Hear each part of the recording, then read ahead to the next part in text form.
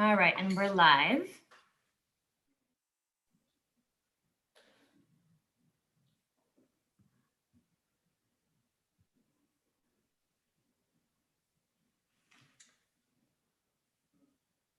Commissioner Davis.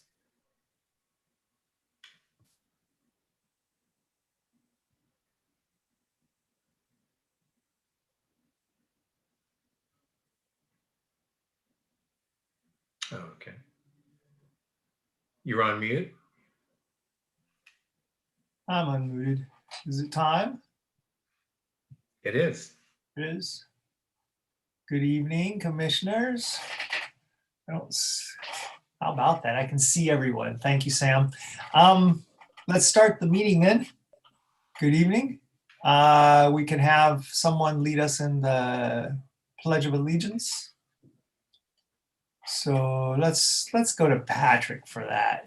Patrick looks happy about the pledge. Always. Thank you, Chair Davis. I pledge allegiance to the flag of the United States of America, and to the republic Republic, which for is which it stands, one nation, under God, indivisible, with liberty. justice for all. Cool. Very nice. Installation of new members. Do we need a roll call first, or is that? I don't have it on my. After the installation. After the installation? Yes. I see Seppi, but oh, that's Mr. Erickson. Okay. You're like very small window. Hi, Stephen. Nice to see you. Nice to see you as well. All right, there we have it. All right, so let's go ahead and start with Councilman Seppi Shine. And if you would do us the honor of installing your new commissioner. Thank you, Commissioner Davis, or Chair Davis. Adam, so good to see you. I'm excited to swear you in. Go ahead and raise your right hand and repeat after me. I, Adam Darvish, I, Adam Darvish, do solemnly swear do solemnly swear that while serving in the office as a member the office as a member of the Human Services Commission of the Human Services Commission of the City of West Hollywood, of the City of West Hollywood, that I will support and defend the Constitution and defend the Constitution of the United States of the United States and the Constitution of the State of California, and the Constitution of the State of California, that I will bear true faith and allegiance that I will bear true faith and allegiance to the Constitution of the United States to the Constitution of the United States and the Constitution of the State of California, and the Constitution of the State of California, that I take this obligation freely that I will take this obligation freely without any mental reservation without any mental reservation or purpose of evasion, or purpose of evasion, and that I will well and faithfully discharge and faithfully discharge the duties upon which I am about to enter. the duties upon which I am about to enter. Congratulations, Commissioner Thank you. Darvish. Thank you. Congratulations. Thank you very much. And now, Councilman John Erickson, if you would swear in your new commissioner, Chelsea Byers. Byers. Byers. Oh, I forgot. Yes, I'm sorry. Byers. It's good we get the names correct, especially when we're smart. issuing the oath of office. I just want to congratulate Commissioner Darvish. Congratulations again on being sworn in.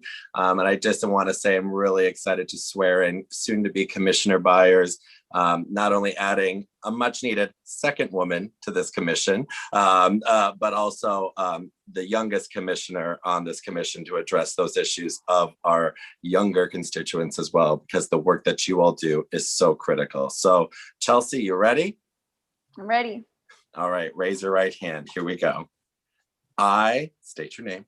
I, Chelsea Byers, Do solemnly swear do solemnly swear that while serving in the office as a member of the Human Services Commission that while serving in the office as a member of the Human Services Commission of the City of West Hollywood, of the City of West Hollywood, that I will support and defend that I will support and defend the Constitution of the United States the Constitution of the United States and the Constitution of the State of California, and the Constitution of the State of California, that I will bear true faith and allegiance that I will bear true faith and allegiance to the Constitution of the United States to the Constitution of the United States and the Constitution of the State of California, and the Constitution of the State of California, that I take this obligation freely that I take this obligation freely without any mental reservation or purpose of evasion, without any mental reservation or purpose of evasion,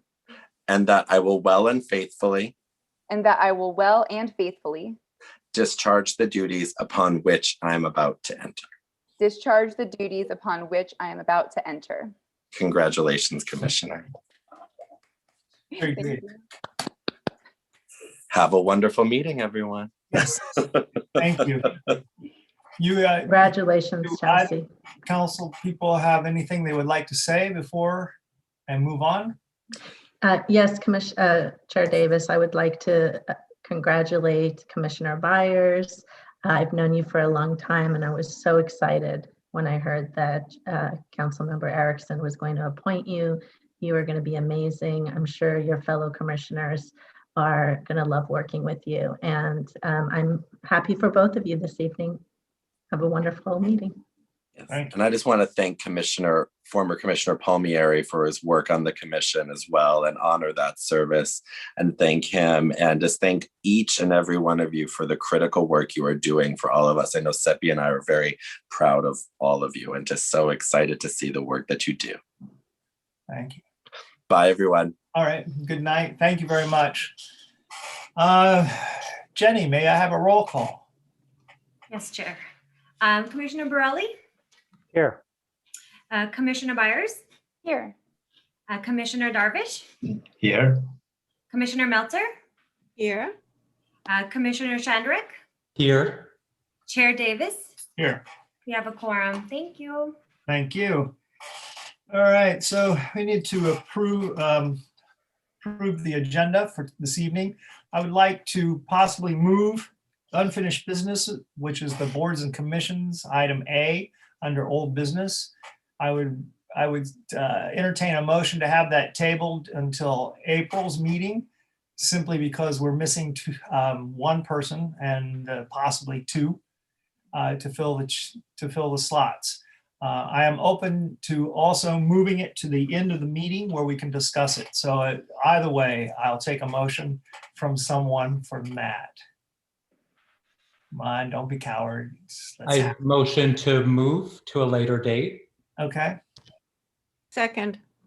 and it's been seconded and moved.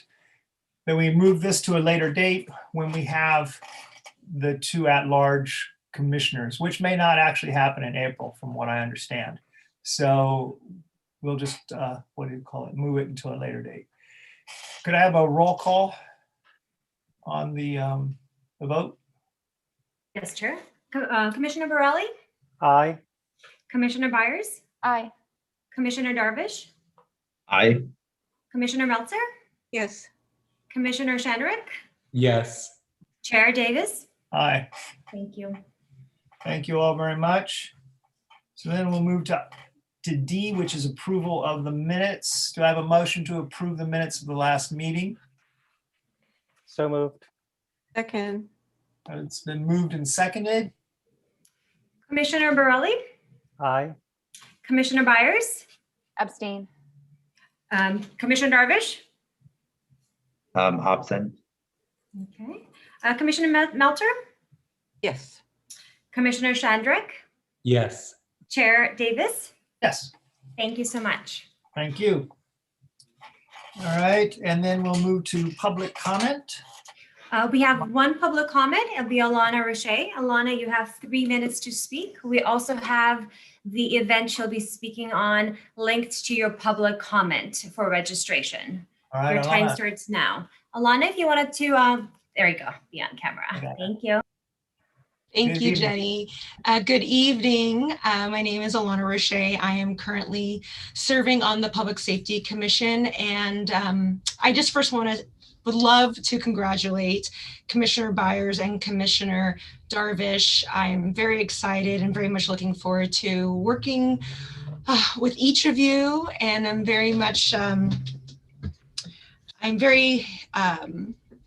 anticipating what the two of you will bring to this commission. I'm sitting here in anticipation. I'm actually here this evening to encourage all of you to register for the human trafficking training that is going to be on Tuesday, March 23rd from 6 to 8 on Zoom.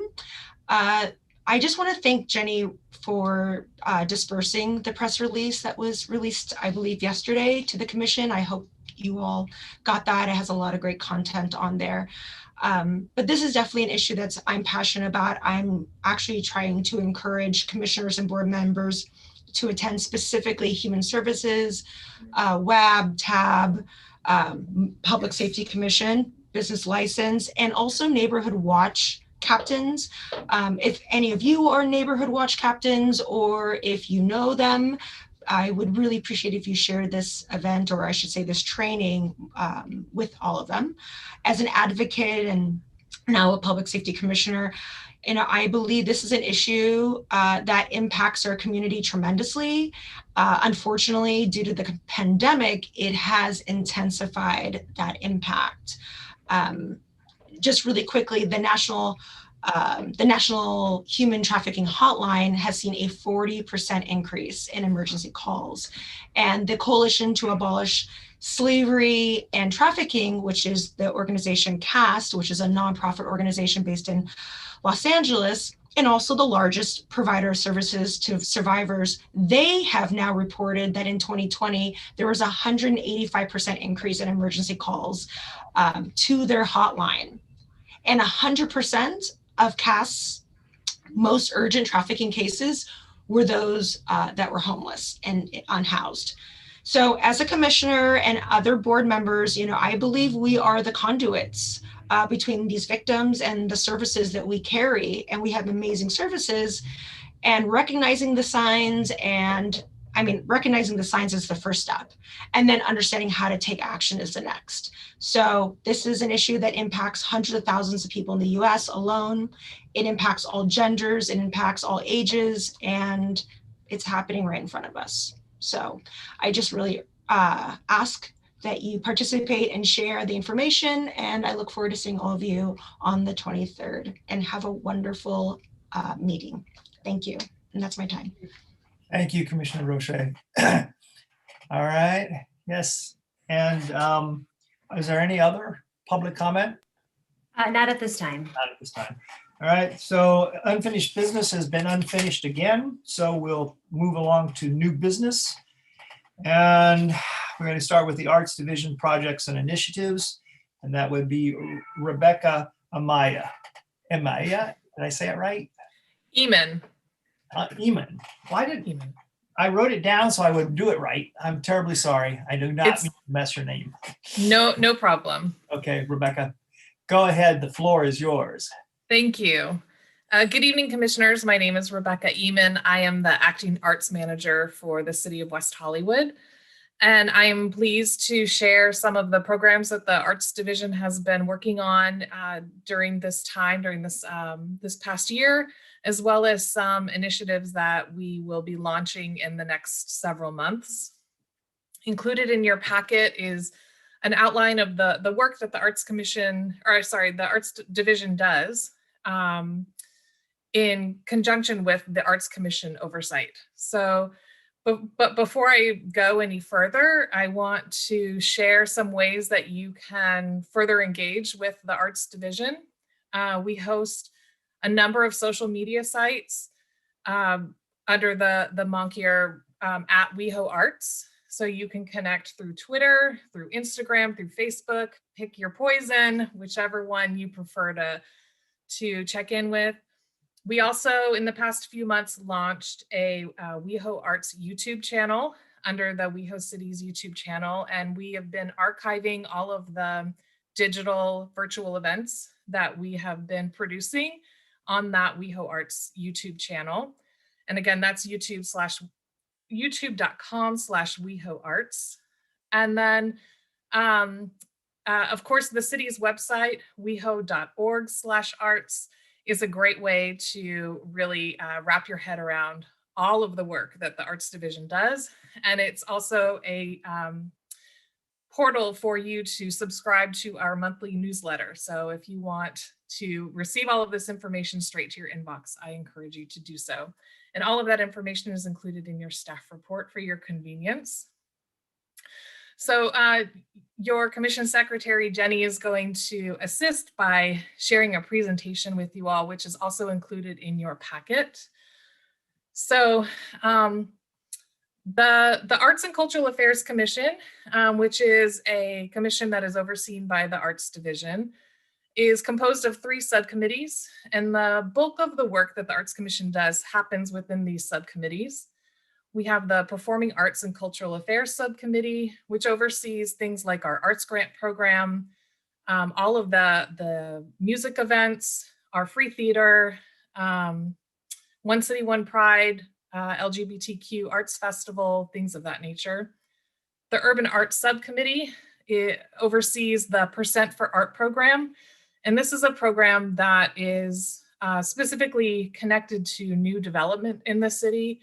And what it does is requires new developments to allocate 1% of their project value to either art on site or they pay an in lieu fee. And that in lieu fee supports our Art on the Outside program, which is all of our temporary public artwork in the city.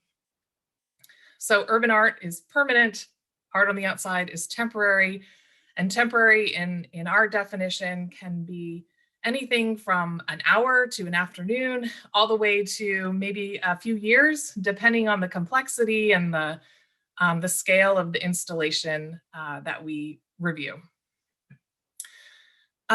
Something that we are extremely proud of that happened just recently within the commission is we approved a cultural equity statement. And you may ask, what is a cultural equity statement? And we included the statement in its entirety in the packet if you're interested. But essentially what it's saying is it's a public-facing statement that is demonstrating and explicitly saying that the commission and the division believe that everyone has a right to celebrate and engage in meaningful arts and culture activities within the city. Of course, it's much more complex than that, but that is kind of a top level of what the cultural equity statement entails. And it is impactful for us. We worked with a group called the Aspire Group, and they led the commission through a multi-month process to develop this statement. And we are very proud of it. We will present it to City Council in April, and then we will begin to inspect our current programming and processes to reflect on how this cultural equity statement can have impact in those programs. So like I mentioned, one of the things that we oversee in the Performing Arts and Cultural Affairs Subcommittee is the Arts Grant Program. And for the second year now, we have launched this Artist Boot Camp, and it's a professional development series of workshops that is free for artists. It's a competitive process. There's an application process to it. And we invite artists to participate and better themselves to operate as individual businesses, because artists are businesses. And we want them to be armed to not only be more competitive in the field when it comes to submitting applications to our city, but also to other cities. It's been hugely successful. We have over 60 artists from the city of West Hollywood alone have participated, and we intend to continue this on through the next year. Also within the Arts Grant Program is we offer grants for the One City, One Pride LGBTQ Arts Festival. This is an annual event that takes place May 22nd, which is Harvey Milk Day, and runs through the end of June. And we host a number of projects and programs through this. Currently, everything will be virtual because it's still not safe to gather in groups, but you can expect things like theater productions, poetry workshops, and we're working on the Stuart Timmons tour in a virtual format. If any of you had the privilege of participating in that in years prior, we're really excited to be able to make that virtual and document it and archive it for the future so that we can continue to celebrate that history tour. As a very special grant that we offer within the city, we think that we're the only ones in the world who offer this very specific grant, is the Transgender Arts Initiative Grant. And this is part of our regular grant program. It's an annual grant, and again, a competitive process. Artists are invited to participate or to submit applications rather, and they are reviewed by a peer panel, and then funding awarded according to their scores. And some of the add-ons that we've as we continue to mature as a program and the grant continues to mature, we continue to refine it. And we have also offered spots within our artist boot camp, which I mentioned earlier, to all of our transgender arts grantees to, again, helping to try to boost our transgender artist community. Currently, we're in the middle of our WeHo Reads season. We've had a couple of really successful programs, and if you've missed them, they're on our YouTube channel, so I encourage you to check them out or visit our website, weho.org/wehoreads to see the upcoming schedule. We're mixing up music and nationally recognized authors and poets, and it's really it's an amazing time to bring in talent that we may not normally have the opportunity to work with, and all because we're working in this virtual environment. So we have a really powerhouse lineup. I encourage you to see that. Windows of WeHo is an initiative that is occurring through the Art on the Outside program, our temporary art program. And it was initiated by the Art on the Outside subcommittee last fall. We kind of saw the writing on the wall, and we're anticipating some of the storefronts to potentially go vacant. And so launched a call to artists to establish a pre-qualified list to create temporary artworks for commercial vacant storefronts. We are in the process, I should say the pre-qualified list has been established and is published on our website. And we are currently in the process of securing up some of those locations. We're anticipating awarding about 8 artists for some of these temporary installations, and they will be throughout the city, but only in commercial zones. And then we're also ongoing programming for Human Rights Speaker Series. We hosted an event for the movie Disclosure, which is about trans artists working within the entertainment industry. Really powerful conversation, powerful film if you haven't seen it yet. And we have an upcoming film in the works for Breaking Fast, which will touch on the intersection of religion and homosexuality. And this is an ongoing annual series programmed by the City Council that the Arts Commission manages. WeHo Sounds Online. We're currently working towards our summer series. We typically do outdoor free concerts in our parks, Kings Road Park and Plummer Park primarily at the moment. And because we're not able to gather in person, we are changing it up. And so we contacted one of our local music venues, the Troubadour, and we are working towards recording all of our Summer Sounds concerts to be broadcast on through the Troubadour's YouTube channel as well as the city's YouTube channel. So we're excited about that. It's a new partnership for us and a great opportunity for the city to support a local venue. And then virtual theater, we will be launching a new virtual theater series. If you missed it, last summer, we launched this program called While You Wait, which was really, really fun, short one-ish minute plays that you accessed by phone through a QR code. And the QR codes were posted at the places where people were often waiting in line at essential businesses like grocery stores and banks, things like that, restaurants. And they were all tongue in cheek and just playing on the idea of waiting. And this fall, we will also launch a new virtual theater series. We will open a call for proposals very soon.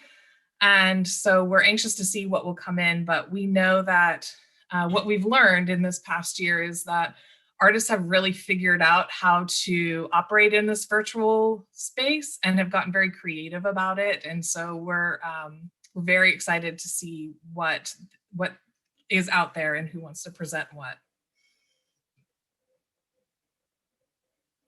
And then in the fall, in October, the Arts and Cultural Affairs Commission, through the Art on the Outside program, has approved a temporary art project called Opulent Mobility. This is a project that was proposed through our open application system by Laura Brody.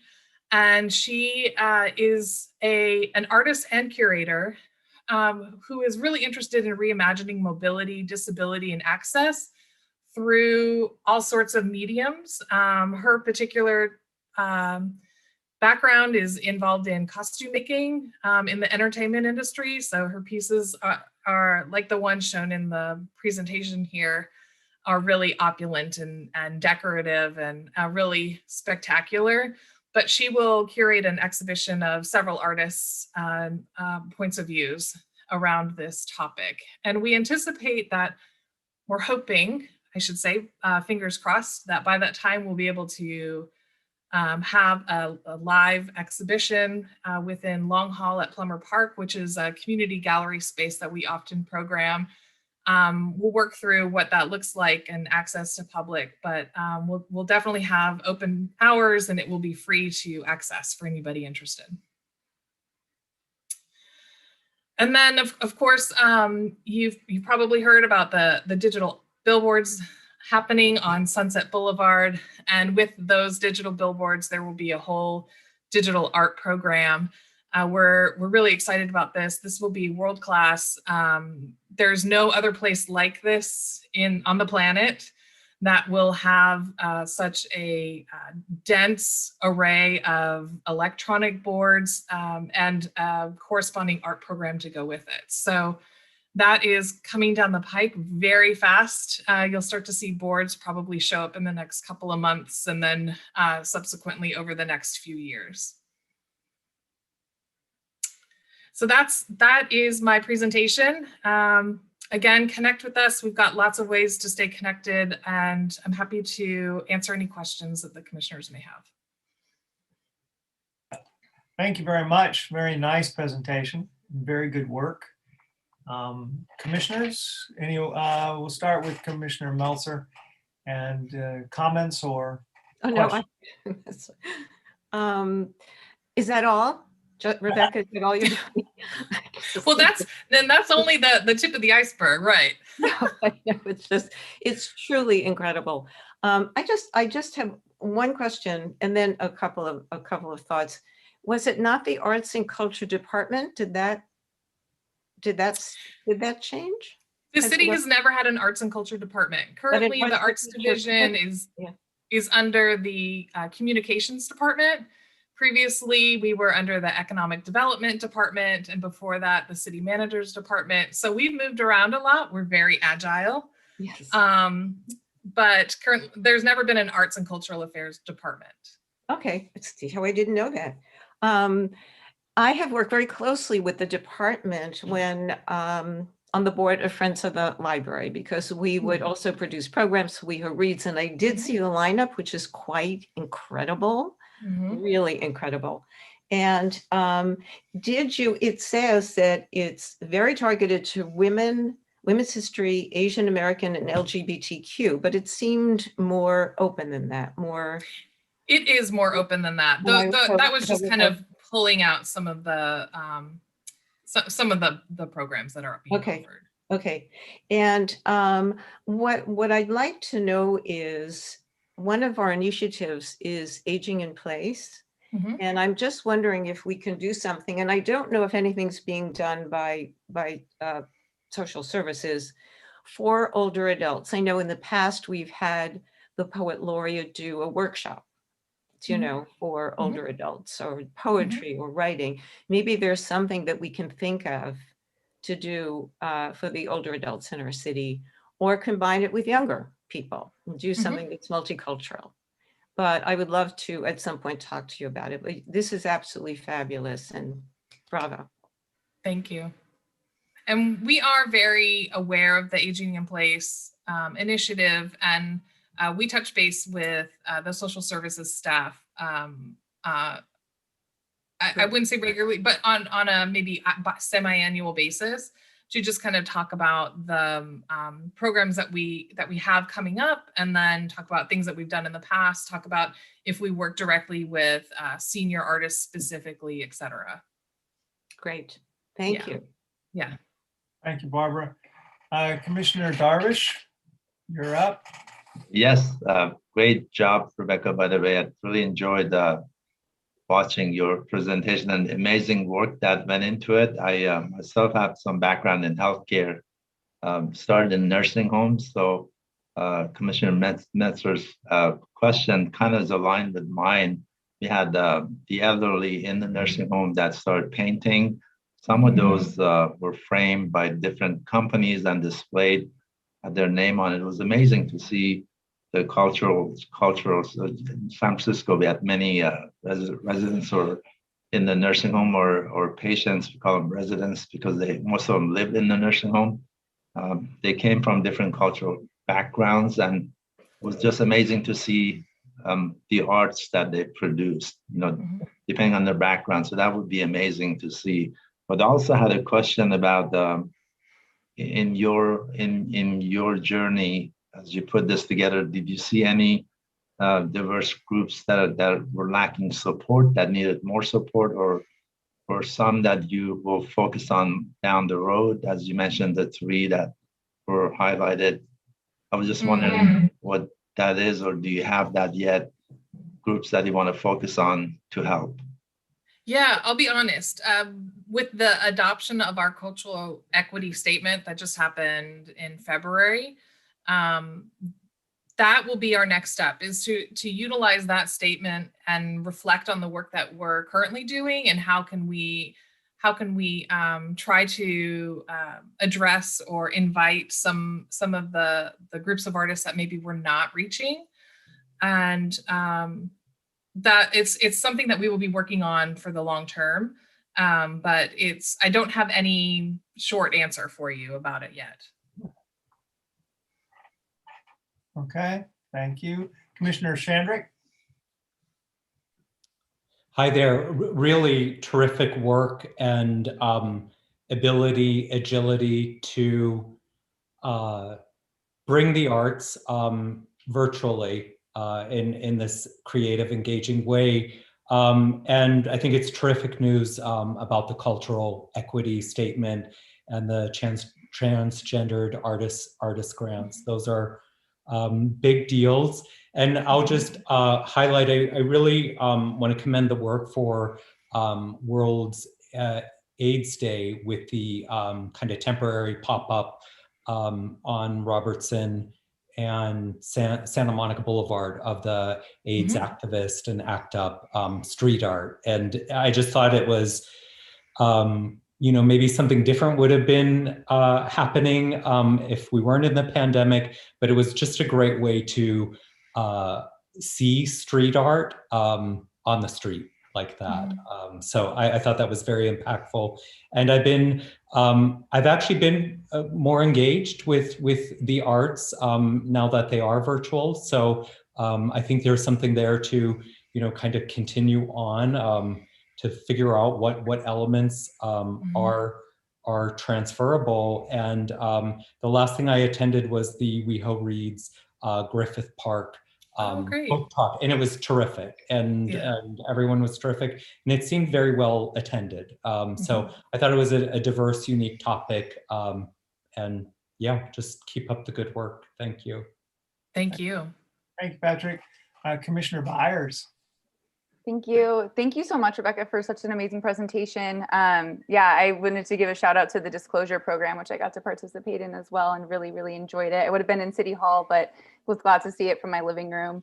I had a question for you regarding the Artist Bootcamp. I was just floored and so excited to hear how the integration between the transgender, the grant program, but I'm interested to learn more about the curriculum and like who collaborates on that. It sounds like if it's targeted at the business community, the chamber might be involved, but yeah.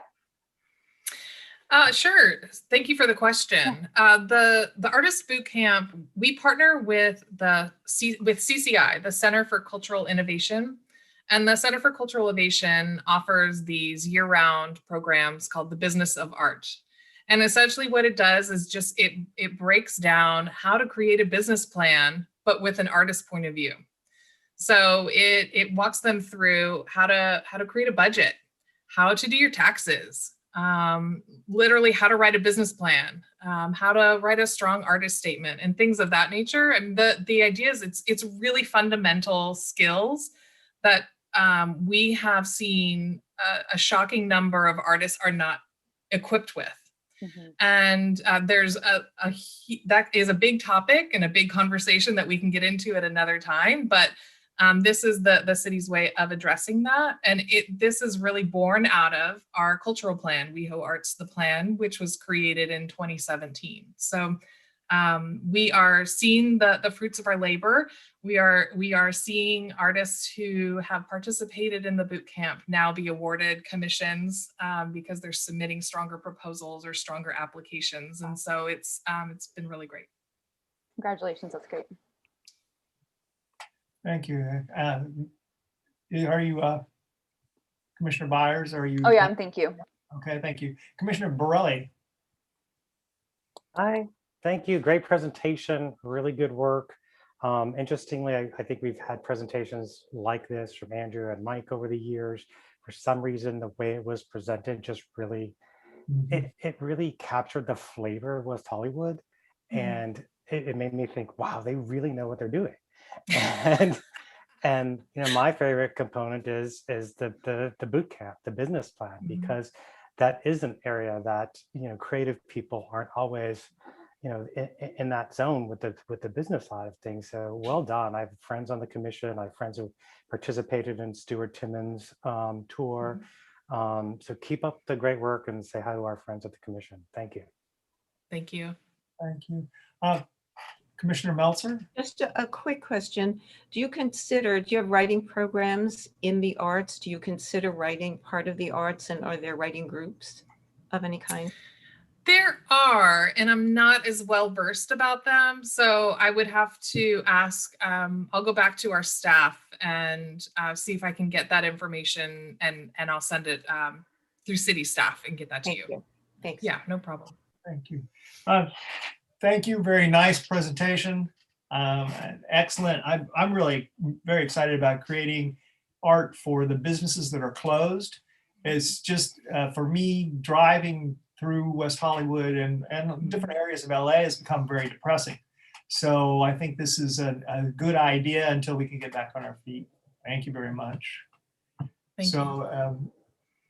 Without any other questions, I'm going to move along. Thank you, Rebecca. Thank you.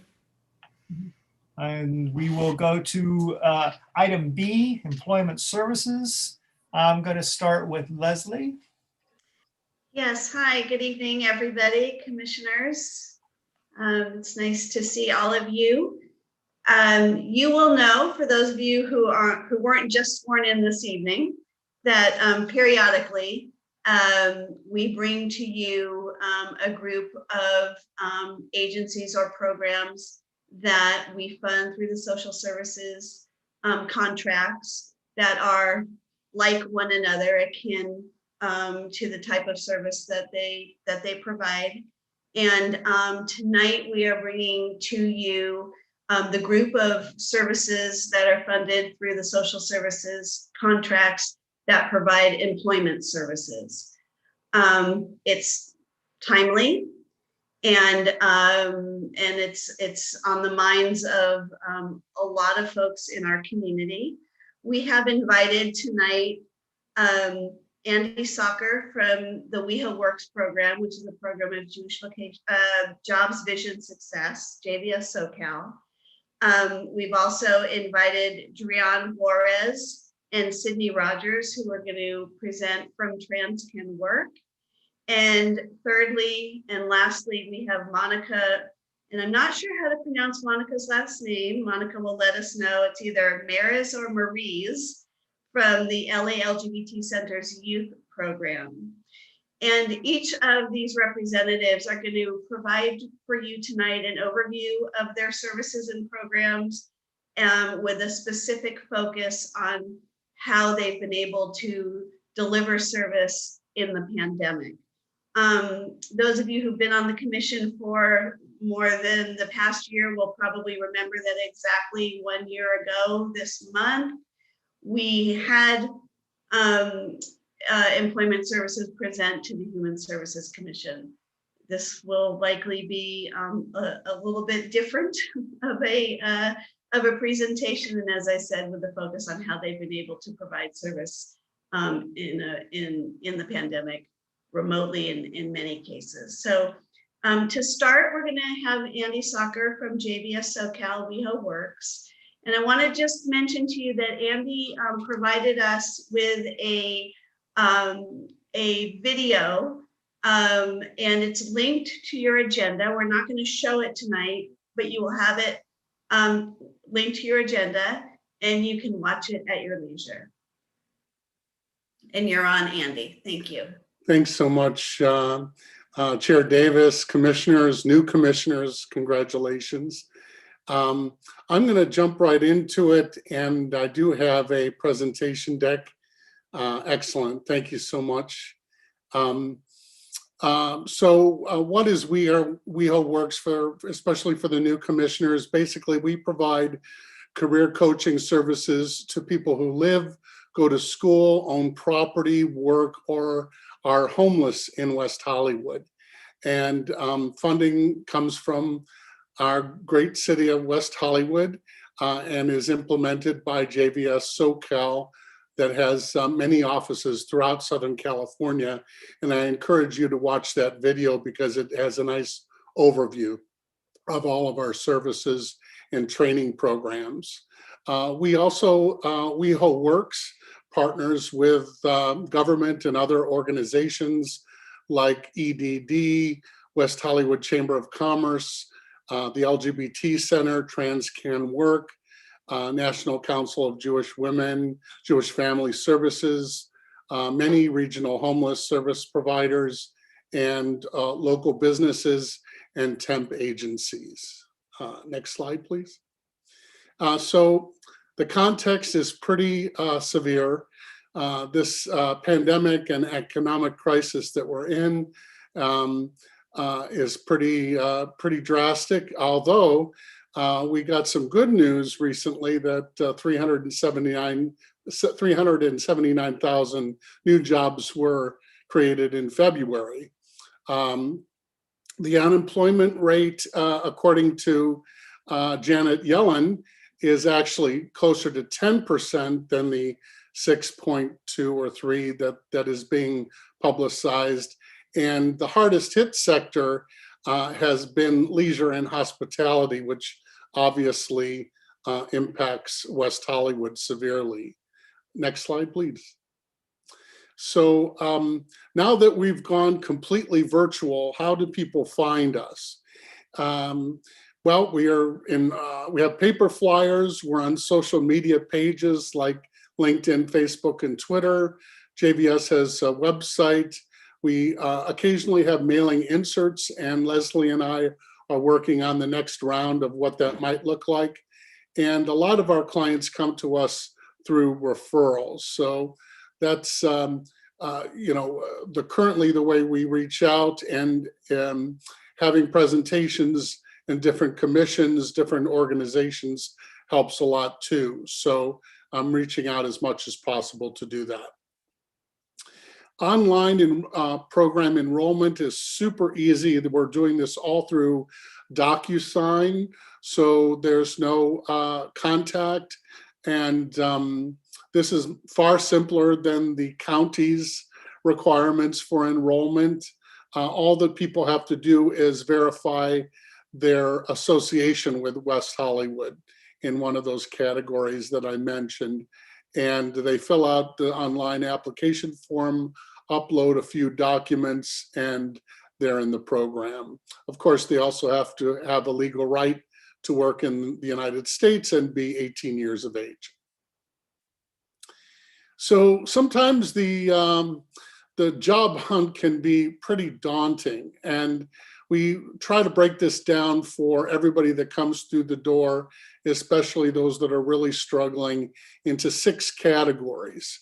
Soul searching, if you need to do so, identifying what kind of job you want next or what type of job you think you qualify for. The job search itself, networking, creating a resume, creating cover letters, and the interview process itself. And I'll get into that a little bit more on the next slide. We have a virtual career coaching process that is very similar to what we do in person. In fact, a lot of people are really responding to the virtual world pretty well. And so we're staying in contact through Zoom primarily, or phone calls. We also text, and for those that like to text. But it's our virtual career coaching can break down into really 3 sections. First, we screen and assess the client, find out what their long and short-term goals are, find out what their skills and interests might be, if there's any obstacles that they have, gaps in their history, and also we evaluate their urgency financially, because that has a lot to do with the time that they may have to find work. Then we come up with an independent employment plan for every individual. This is a strategic plan based on all of the above, and we schedule frequent sessions, especially when they first start with us, to educate them, guide them, teach them all the necessary things they need to learn, and target each resume to each job. It's really important in today's environment to make sure that they're adapting their resume to the particular jobs. That sounds like a lot of work, and there's tricks to do that quickly. We have many additional virtual services that I'll quickly go through. We talk about different job search scenarios. We talk about how to customize your resume, as I mentioned, effective cover letter writing. It is an art. And also successful interviewing techniques. A lot of people also have LinkedIn and a profile on LinkedIn, so we'll walk them through best practices for that. And if they're in a creative field, we help them with their portfolio. One thing we've been doing a lot since the pandemic is job matching. And this has been fairly successful. We did really well considering the pandemic in our first quarter. This is where career coaches match clients to businesses.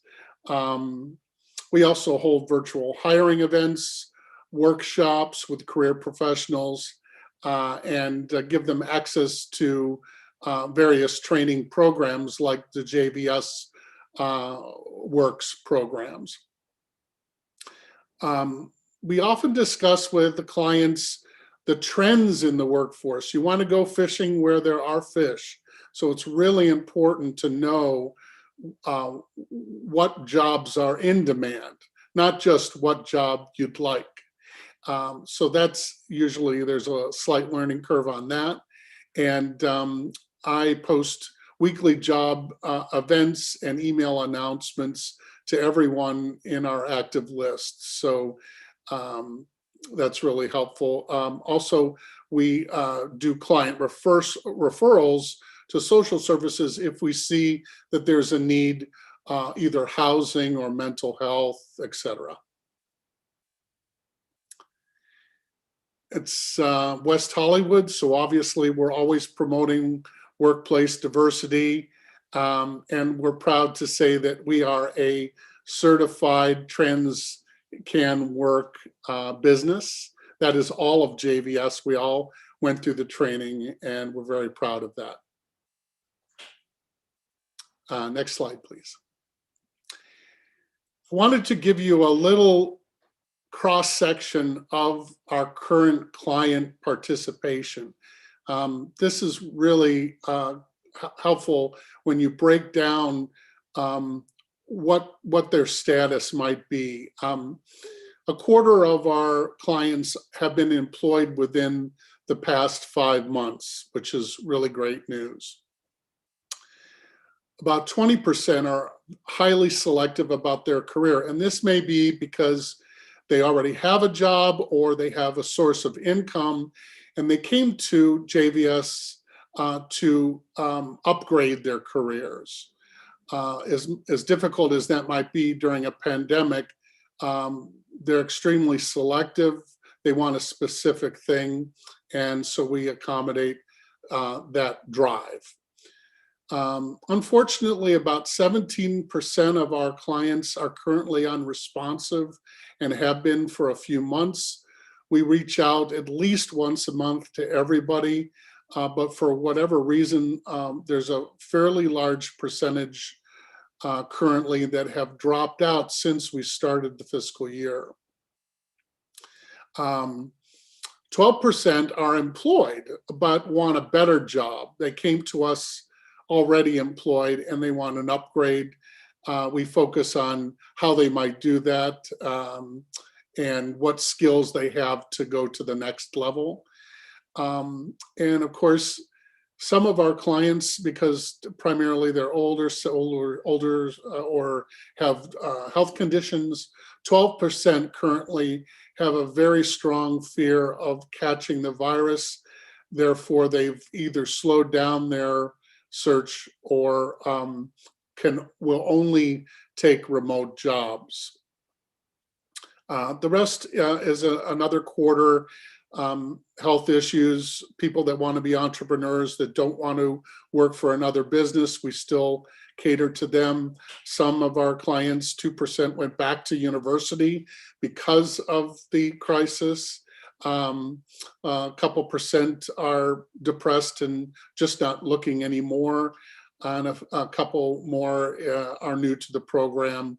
And just one of our clients is hoping to get his green card status soon. So that's a cross-section of our current client participation that gives you a sense of what what their focus is. You're welcome to contact me anytime. And if you, I wanted to also mention JVS has a rapid response program. This is for businesses that are going out of business. The rapid response comes in, gives them a whole group of resources for them, the businesses themselves and their employees, and they typically enroll in our program if they're interested. So thank you very much, and I'm happy to take any questions. I think, Chair Davis, we decided that we might do questions as a group at the end of the full presentation of the 3 different programs. You're on mute. No, I'm agreeing with you just because I was, for a moment there, my brain was going somewhere else. So yes, that's exactly what I wanted to do. Thank you, Leslie, for keeping me on track. And so can we introduce, is it Drian and Right. So thank you, Andy, very much for your presentation. Please sit back, and we'll take entertain questions at the end of the full presentation. Next up, we have Drian Juarez and Sydney Rogers from Transkin Work. Hi, everyone. So good to be here with you tonight. So good to see your smiling faces. It's been hard not to be able to share space with people, so this is very nice. Just wanted to give you an update on Transkin Work. Transkin Work's mission is to create a national culture where trans people can thrive in the workplace. And so we do that in 2 ways. We do diversity and inclusion work with employers, and we also provide intensive case management services to community members. And so what we try to do is create a pipeline from employers who we've trained, consulted with, or worked with to then our community members. And so our certification process really involves making sure that the company understands the basics of diversity and inclusion, and gender diversity in particular. We consult with them to help them develop good policies. We look at their HR systems. We look at their onboarding packages. And so we try to look at all the ways where there are potential barriers to gender diverse people entering their workforce. Once we have certified them as diverse and inclusive, then they meet with our workforce development manager, Jovan Wolf, who then works with them to start collecting their open positions. We have a tier program for employers. We have a gold, platinum, and bronze. And so gold means that we've trained the employer, we've worked with them, we can attest that they have good policies in place. And those are the job leads that we promote heavily to our members. We use social media to connect with our members. So we have a newsletter that goes out every week with updates on events that they can attend, new companies that we are working with. We're always encouraging them to connect with their case manager to then be connected with these opportunities. And we have a silver program. A silver program means that employers have gotten some diversity and inclusion, either training or consultation, but not from us. So we can't attest to the level of D&I work that they've done. But we don't want to keep those positions away from our members. And so we designate them as silver. And bronze means that we're not sure about the employer who we're working with. We have relationships with work source centers and the California Workforce Development Board. And so we get a lot of job leads from them. And those are the job leads that we often aren't or don't know what the level of D&I work that they've done is. And so those tend to be the bronze employers. We also have a job board that we utilize through Facebook. And so members are able to go onto the job board and see all of the positions, see all of the different designations so they know which kinds of jobs they want to apply for, and they get a little background on the company. When we've developed a good relationship with an employer, what we try to do is give them a warm handoff. So actually refer the community member to that hiring manager. And so that's one of the ways that we try to make a direct connection as well. Sydney Rogers is joining us today, and she is going to speak about our intensive case management services. Definitely our current situation has complicated our ability to do outreach and meet with clients, but we've really pivoted to use social media to make sure that we have relationships with all the local organizations. And we are still doing some in-person outreach. And Sydney made it a priority to get the vaccine so that she could do that in-person outreach. And so we're just really thrilled and just so proud of all the work that Sydney has done. She really has her pulse on the community and really is able to know right away where they are congregating, where to show up with resources such as sleeping bags, food vouchers, and other resources for people who are struggling with homelessness. And so with that, I will hand it over to Sydney. Oh my goodness, thank you so much. Hi everybody. My name is greetings to Chair Davis, commissioners, and new commissioners. My name is Sydney Rogers. My pronouns are they and she, and I am the West Hollywood Outreach Employment Navigator at Transcan Work. As we at Transcan Work are always grateful for the support and resources of the city of West Hollywood. Transcan Work believes that when we continue to work together, we can bring real change to those in need in the transgendered, non-conforming, non-binary, and intersex community, also known as TGI. As the landscape has changed in these COVIDian times, we have had to slow down our physical street outreach until we were vaccinated. Well, I was vaccinated.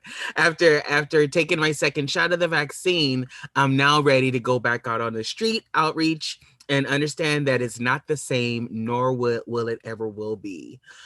We have been meeting with other WeHo outreach agencies to collaborate on what we can do for the members out there. We have come to the conclusion that meeting them where they're at is key. Bringing items such as masks, hand sanitizer, sleeping bags, and blankets. Big thank you to Katie Egan and Ginny Ivanova for making that happen. These items speak to the members that they are not alone, and when they're ready for our services, we'll be there, consistent and present. Along with the amazing conversations we've been having with Diane Kahn Epstein and her team with the city, we feel we're onto something special to provide comprehensive care for our members in need. Although we've noticed a visual decline in the homeless population, that doesn't mean they're not around. We have been going out at different times in our outreach tactics. We have been speaking to other agencies and to members themselves to ask where are the other areas they've been congregating at. I've been going to the weekly SPA 4 meetings as well for more information and share who we are and the resources Transcan Work can offer. We're also changing the direction of our outreach. Instead of focusing on street outreach solely, we've also been outreaching to transitional housing, sober livings, and recovery houses in the West Hollywood area to see if we can collaborate with them in being there at the crossroads of a TGI member when they're looking for work. These are just some of the things we're working on, and we hope to continue this work as it changes and more people are getting vaccinated. The workplace will change, and so will we. Thank you. Thank you very much. Nice presentation. And for going last but not least is the Los Angeles LGBT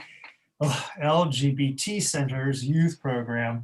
Monica, and we would love to hear your last name. It's Mariz. Thank you. Yes. Good evening, everyone. My name is Monica Mariz. Mariz. I'm the Employment Program Manager for Children, Youth, and Family Services at the Los Angeles LGBT Center. So just wanted to go over some of the services that we do provide. As you can see here, we offer career counseling. We do cover letter and resume building, mock interviews. We have a Microsoft certification class, as well as a guard card certification. We offer paid internships through the city and county. We have a great relationship with the Los Angeles Economic and Workforce Development. And so we're able to do that for our youth. We also offer transportation assistance and uniform assistance. We have an amazing paid 300-hour culinary arts training program on site and is still going strong. Also, sorry, and I meant to start out to just describe our population a little bit. So we are open 7 days a week, and within Children, Youth, and Family Services, we service the homeless and at-risk youth population. And so we service 14 to 24. However, the average age for the employment program is 22 years old. So every youth that does come through our door has access to a case manager, housing navigator, an education and employment specialist, and a clinician while they're going through programming. And so when COVID hit, we had to make some changes. However, we've always been on site. We never moved to just a virtual setting. So we are on site 7 days a week. We offer all of our programming virtually. Since we are a larger organization, we have many staff outside of Children, Youth, and Family Services that have been able to work from home, which has freed up some of those office spaces and conference rooms. So right across the street from the Anita Mae campus, we have the Village location. And so out of the Village courtyard, we are now providing drop-in access services where they can meet with a case manager so that we can continue to see new LGBTQ homeless youth. At the Village site, we are offering computer and internet access. We will have tablets readily available so that if they want to participate in one of the workshops or if they need to get a hold of a case manager, we can provide that to them. We have a great partnership with Microsoft, and they quickly shifted their training program to offer it in a virtual setting, as well as Glendale Security Academy. They were able to offer their training program virtual as well.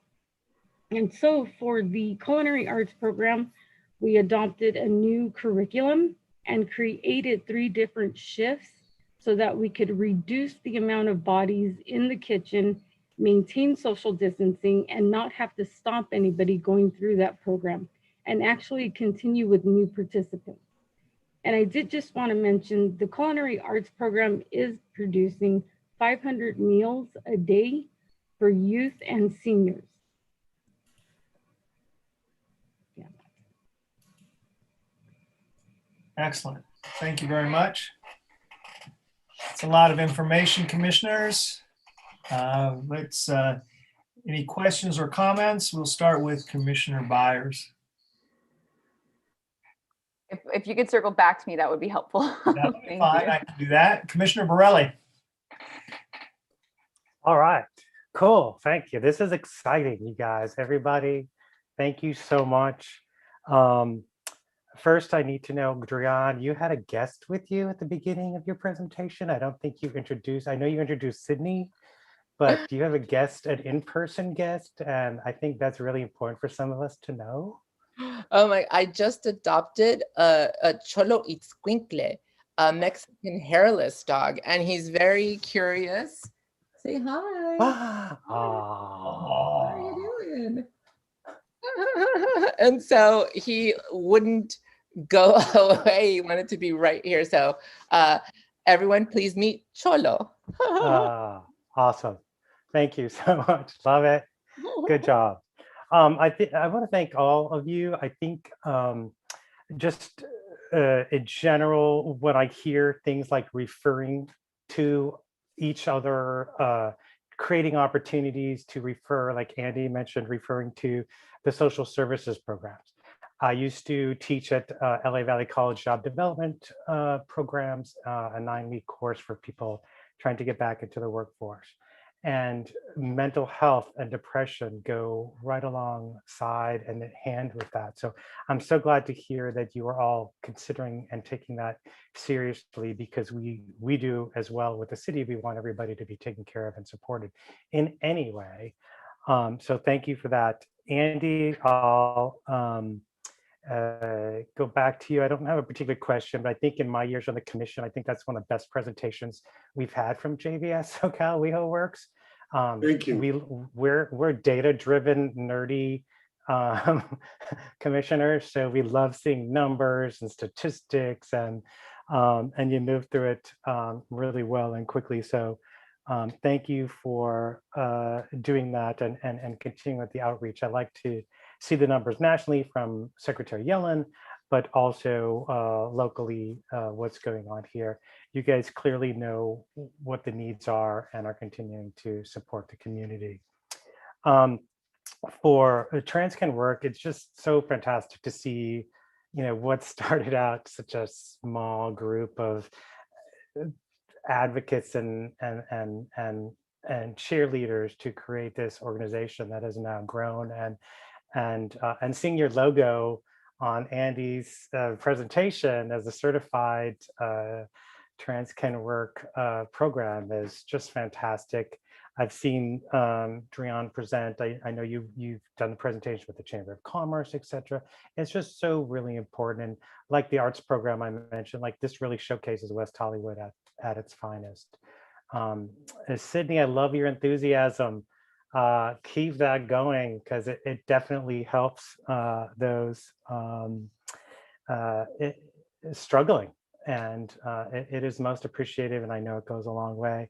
And the center, I've sometimes presented to the youth program over there, doing the career counseling on Friday afternoons. It's been a while, of course, but I'm so glad that all of you have really transitioned pretty seamlessly to continue to support people who are desperately in need of employment. I love hearing the questions you're asking, and even thinking about like what makes most sense. I think so many people are in jobs and not thinking about careers and not thinking about what's right for them. And it seems like you guys are all working on that. So a big thank you from me and probably some of our other commissioners, and keep up. I'm so glad we're funding you all. Keep up the good work. Thank you, Sam. All right, Commissioner Meltzer, you may go next. Go ahead. Can you hear me? I can hear you. I had to unmute myself. Go ahead. Okay. Thank you, everybody. Wonderful presentations. I just have a few questions. Andy, that was a wonderful presentation. What is 24%? How many clients is 24%? I'm just curious. We currently have, it's about 21. We currently have 86, 86. Active clients, and our goal by the end of the year will be 132. At the end of the year. Okay, great. And I want to know what soul searching is, how you do that. Case by case. It's actually, it can be quite fun. I look at their interests, what they're involved in, what skills they have. A lot of people don't know their own skills. Right. And we like to train them so that they if they jump in that elevator, they can tell somebody what their 6 primary skills are. And that comes easily to some. It's a little more difficult for others. Yeah. But we spend as much time as we need to with every client to identify those top skills. That's wonderful. I might be in for a little soul searching. I think that's great. Thank you. And Drian, where's Drian? There you are. So I took Drian's training, and I had to go into the breakout rooms, and I said, oh, I don't want to do that. And she said, well, she just threw me in there, and then always called on me, You know, I always try to make this like, but it was such great. I think everybody should take that training. I do. I learned so much, and it was wonderful. And you both are wonderful. And thank you for being here. It was just fabulous. Oh. And Monica, it's like, where's there you are. There you are. I have a question with the Friday Speaker Series. Are you still looking for people virtually? Because I had recommended maybe 2 years ago, a couple of people who actually did your Friday Speaker Series. And every once in a while, I walk in many worlds. I find people who might be good for that. Are you still looking for people to do it virtually? Are you still doing that? Most definitely. We're always looking for people to participate. Oh, great. Okay. Wonderful. Thank you, everybody. Very, very informative and wonderful and inspirational. Thank you. Thank you, Barbara. Commissioner Byers, are you ready? Yeah, thanks for the time. I appreciate it. You're welcome. Yeah, I mean, it takes a few minutes to wrap my head around all of this. And what was really fabulous, and I didn't quite understand at the outset, was these are 3 programs that help 3 different audiences, but you're all very collaborative. And that's what was really exciting for me to hear. I had a question specifically for TransCan Work. I just was curious to know how many workplaces are currently certified. You mentioned you have certification, and I wrote certified as diverse and inclusive, but I was just curious if you have numbers. Currently, I believe we're just under 10 companies that we've certified. Currently, we're in the process of certifying Vimeo, Warner Media, and Optum is another company that we are just starting to work with. And so what we're seeing is that there's definitely momentum building for diversity and inclusion work, and employers are excited about getting certified and having a decal that then they can place on their website or their place of business. And so we're hoping that that continues to grow and that we get more employers reaching out to have our training. That was going to be my next question, was specifically about the opportunity for employers to use it as something for themselves, a badge of honor of sorts. And if curious if the chamber, has been interested in working to support that or highlight or uplift those companies in some sort of way. The chamber has been absolutely incredible. When we ran the anti-transphobia campaign, it was the West Hollywood Chamber that really partnered with us to connect with their members, to promote the toolkit. We sent the toolkit to all of the chamber members. And Genevieve has been promoting our work to her members. And so the chamber has been incredible and just a really phenomenal partner for us. Thank you. And to JBS, I just want to add, during my experience working with the West Side Coalition, a coalition of organizations on the west side of Los Angeles that work around homelessness services, I had the opportunity to get to know your work through Mark Davidson a lot more. And I've just been really impressed with JBS, but this was definitely an incredible presentation and appreciate getting to learn more. Thank you. Thank That's you. the end of my questions. Yeah. Excuse me, Commissioner Chandrick. Sorry, I had to unmute myself. Hi there, Andy, Drian, Sydney, and Monica. Thank you so much for being here tonight, and more importantly for all the work you've been doing during this time. I can imagine it's very challenging. I do have some questions, but I think things are changing so much, so I'm going to hold them and ask staff and my fellow commissioners. I don't think we should wait another year to talk about employment services.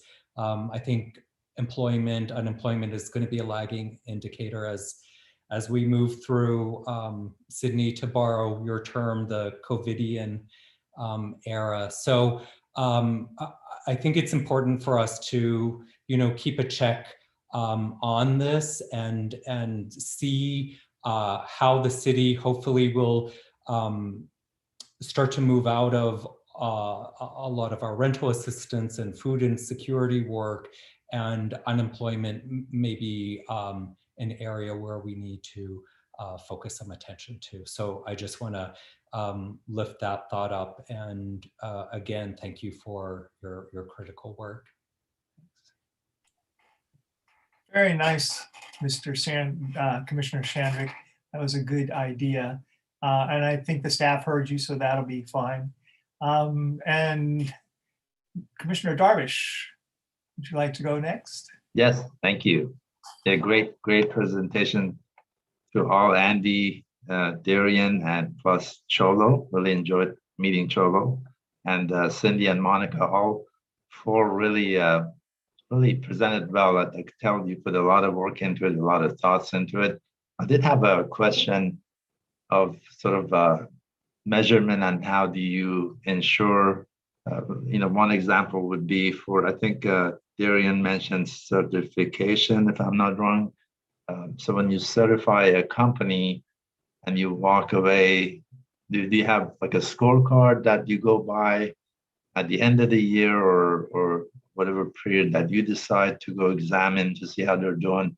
Oftentimes with trained managers or high-level people in companies, and feel that maybe they can carry that on. And then it all depends on the individual, as you all know, to carry that on, to look at diversity and inclusion and interview the right people, get into the people that need to be included or have all inclusive. I was just wondering, how do you measure that, or is that something that's coming, ahead, or is in place now? I guess it would apply to all from what I listened to.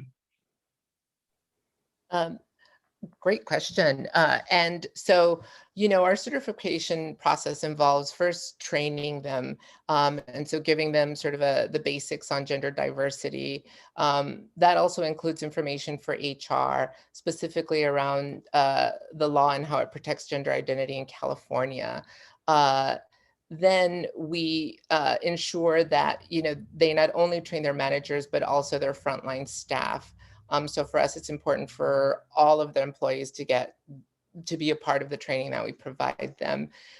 Then we give them the toolkit once we've trained them, have consulted with them on their HR policies, really advocated that they include gender identity and sexual orientation in their internal non-discrimination language.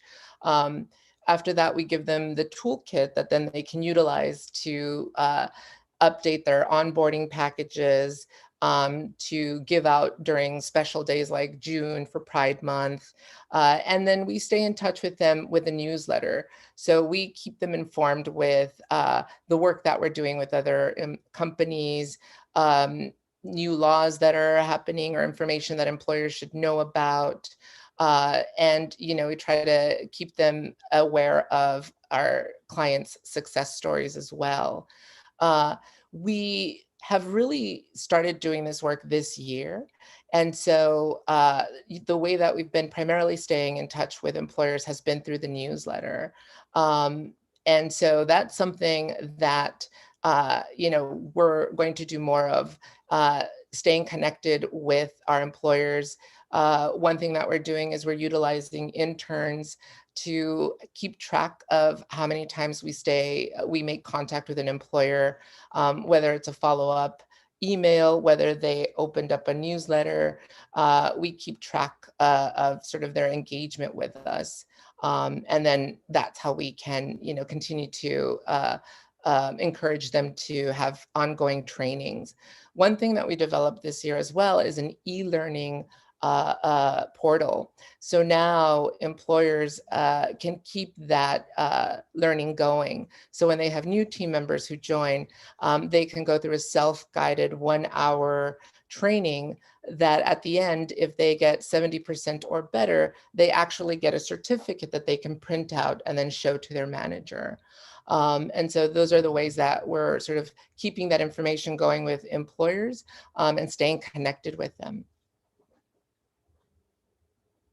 Great, thank you. Yeah. Are you good? I'm good. Yes, Cindy mentioned outreach, and I think she already answered my question that I had in mind as she continued on. But again, great job, all four of you, and really exciting. We'll learn more about it. I'm kind of new to this, so read up more, and if I have questions, I'll reach out. Thank you. Again, very nice job from everyone.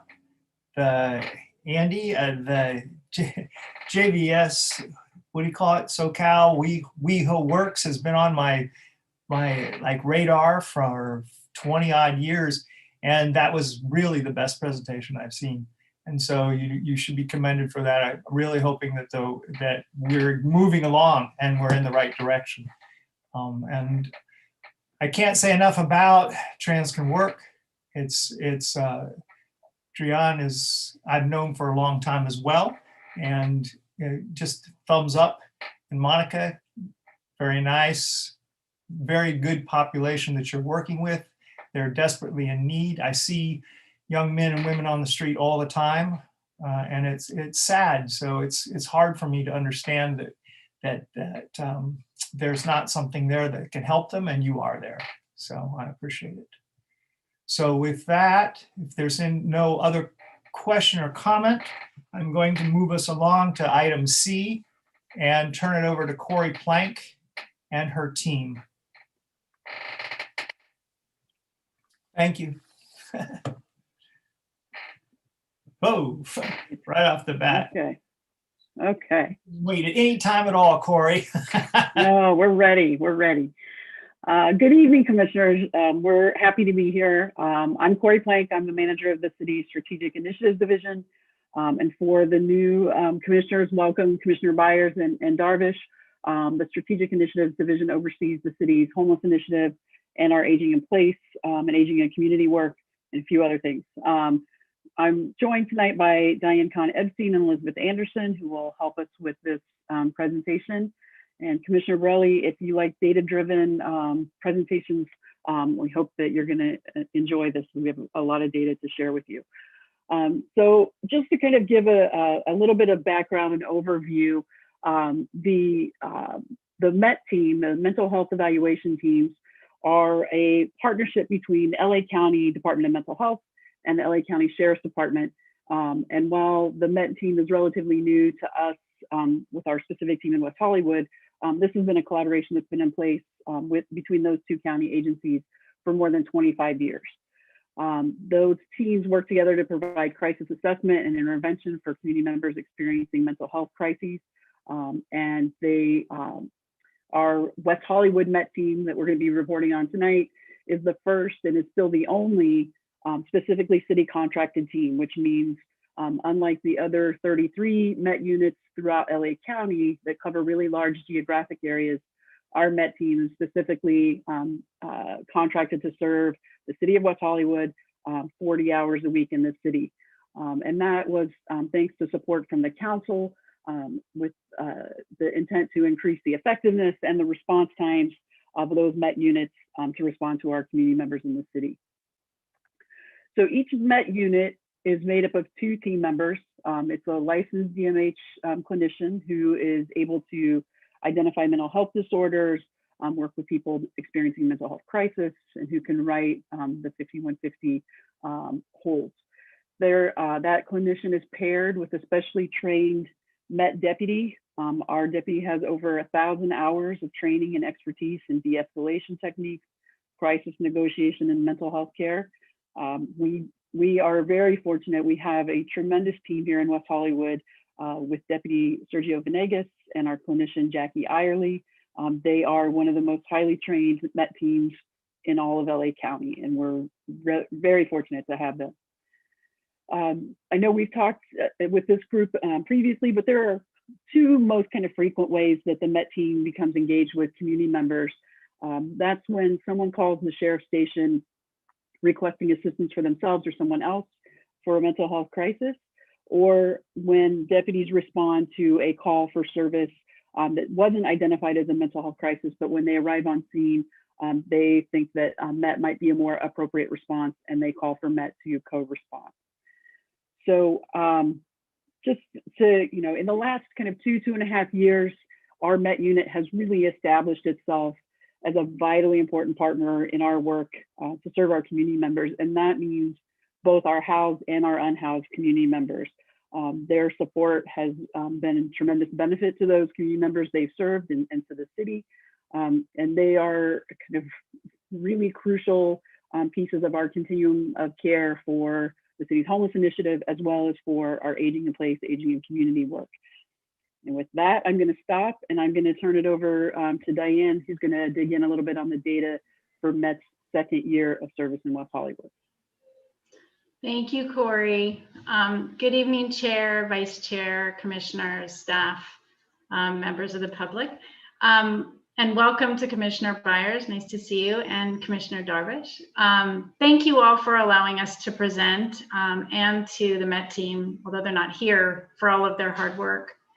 Having MET respond to the challenging situations that Corey touched on has demonstrated the unique and important work of the West Hollywood MET team. And this report highlights that work during the contract year 2019-20. The first slide you'll see, I'd like to cover the effective and rapid response that MET provides. During the year, the West Hollywood Sheriff's Station received 176 calls regarding a mental health crisis. The MET unit handled 130 of those 176 calls, or 74%.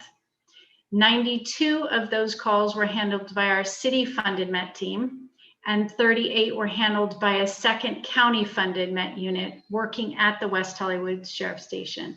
And we'll explain more about that in a little while. Each of those 130 responses by the MET included an evaluation to assess the mental health of the individual who was the reason for the call. Of those 130 evaluations conducted by MET, 89 community members, or 68%, were assessed as being gravely disabled. So they were unable to care for themselves or in danger of hurting themselves or others and needed to be involuntarily hospitalized. That was 89 people, 88 adults, 1 youth. That was an increase of 13% over the 79 community members who were involuntarily hospitalized last year. In addition to the effectiveness, the MET unit has an incredibly fast response time in comparison to the county. Unlike the 33 county teams, which are all dispatched from a central triage desk, the city-funded team is directly dispatched from the West Hollywood Sheriff's Station. This cuts the response time of the West Hollywood MET unit by more than half of the average county time. So as you'll see, instead of 22 minutes, it's 10 minutes response. Slide 2, please, Jenny. In addition to the faster response time, and the city-funded MET unit means that there's a reduced use of force, improved safety, and cost savings. The MET helped patrol deputies avoid 14 uses of force and 1 reduction in use of force. That's about 11% of the 130 times that the MET unit co-responded to calls. Reducing the use of force prevents injuries and saves administrative time better spent responding to 911 calls. Diving a little bit deeper, avoiding the use of force means preventing a traumatic experience for community members involved, especially those with untreated mental health illness. In addition to the invaluable and intangible importance of avoiding the use of force, there are practical financial benefits as well. Each use of force, including the lowest level, which is when someone resists having handcuffs put on, requires a thorough review and investigation by the sheriffs, which costs time and money. Each use of force averted saves an estimated $6,134 in administrative time. So you multiply that out by the 14 times that they were able to avoid the use of force, and that's $85,000 in administrative time saved. It also prevents potential civil claims and lawsuits, which can be a lot more than that. Next slide, please, Jenny, thanks. Our city-funded MET unit also provides a better utilization of resources. When MET co-responds with the sheriff's deputy and the situation's been rendered safe, that means that 3 patrol deputies and 1 sergeant who are on the scene are able to return to the field to respond to other 911 calls while the MET handles the situation. Having the MET team available also allows patrol deputies to avoid having to access additional high-risk tactical operations teams, such as the Specialized Crisis Negotiation Team or a Special Enforcement Bureau team, because, as Corey referenced, MET is highly skilled in de-escalating situations. In addition to preventing the need for additional law enforcement teams, MET enabled community members experiencing mental health challenges and crises to access needed resources instead of becoming involved in the legal system. In addition to responding to crisis situations and helping divert people from the criminal justice system, MET also engages and educates the broader community. And now I'll turn it over to Elizabeth to give you more details about that.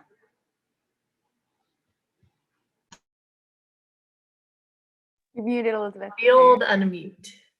All right, glad to be here, and good evening, commissioners. Thank you so much, Diane. And I will start off here in responding to crisis situations, as Diane said. MET also provides community education and trainings, including 67 sheriff patrol briefings with an average of 12 sheriffs at each, and 5 patrol training sessions to educate deputies about reducing force, identifying various mental health illness, and connecting community members with proper resources. The West Hollywood MET unit provided several civilian educational training sessions as well. And specifically, they attended a West Side Cities Council of Governments meeting, which includes our neighboring cities, Los Angeles, Beverly Hills, Culver City, and Santa Monica, to highlight work with homeless community members experiencing mental health illness who are transient and spending time in a neighboring city, and therefore requiring a coordinated approach and understanding of social services available to assist. For some of our most vulnerable community members experiencing severe untreated mental illness, MET has collaborated with the Strategic Initiatives team, the Department of Mental Health's Home Team, which is the Homeless Outreach and Mobile Engagement Team, and the city contracted partner, Step Up, to case conference and create a cohesive outreach and engagement plan. MET also presented to West Hollywood Homeless Collaborative's 50 attendees to provide information on field safety when encountering people with untreated mental illness, such as excited delirium and psychosis. In addition to providing crisis response and community education and training, the West Hollywood MET provided direct outreach and connection to some of our hardest to reach community members in West Hollywood, both housed older adults and unhoused residents. For homeless community members, the MET unit attended 6 homeless outreach events and conducted many street-based visits with individual people experiencing homelessness. MET's able to offer hygiene kits, sleeping bags, tap cards, and much more. And many of the goods that they're able to distribute are put together through community drives like the MLK virtual donation drive that creates an opportunity for the community to participate in the homeless initiative. And the goods that are donated are literally going to the MET vehicle and out directly to people experiencing homelessness. MET also works with our city and regional partners, including Essentia, Tarzana Treatment Center, Housing Works, Savon Community Clinic, PATH, The People Concern, and Cedars-Sinai to link people experiencing homelessness to medical care, substance abuse treatment, shelter, and supportive housing. As the Step Up team specializes in assisting homeless community members living with mental illness, MET has provided 50 referrals to our Step Up team alone. MET has also provided support to older adults at imminent risk of homelessness, and I'll take a moment here to share a success story that happened during December of 2019. The West Hollywood MET unit responded to a call at an apartment complex regarding a reported trespassing. It turned out to be a longtime tenant who'd been evicted due to non-payment of rent. He'd been allowed to enter the apartment to retrieve his belongings, but then refused to leave as he had nowhere to go and was now homeless. Upon contact, the Met deputy noted the apartment was in disarray and the individual was in very poor health. Met determined immediate medical care was necessary and had the fire department take the person to Cedars-Sinai Medical Center. While all of this was going on, Met contacted the city's strategic initiatives team and Cedars-Sinai's homeless navigators to coordinate care. Met was spot on in their assessment of the gravity of the situation. The Cedars-Sinai team quickly decided he needed treatment and surgery. Met, Cedars, and city staff continued to collaborate while the individual was in the hospital and was even able to loop in Step Up on second as the person was arriving in the emergency department.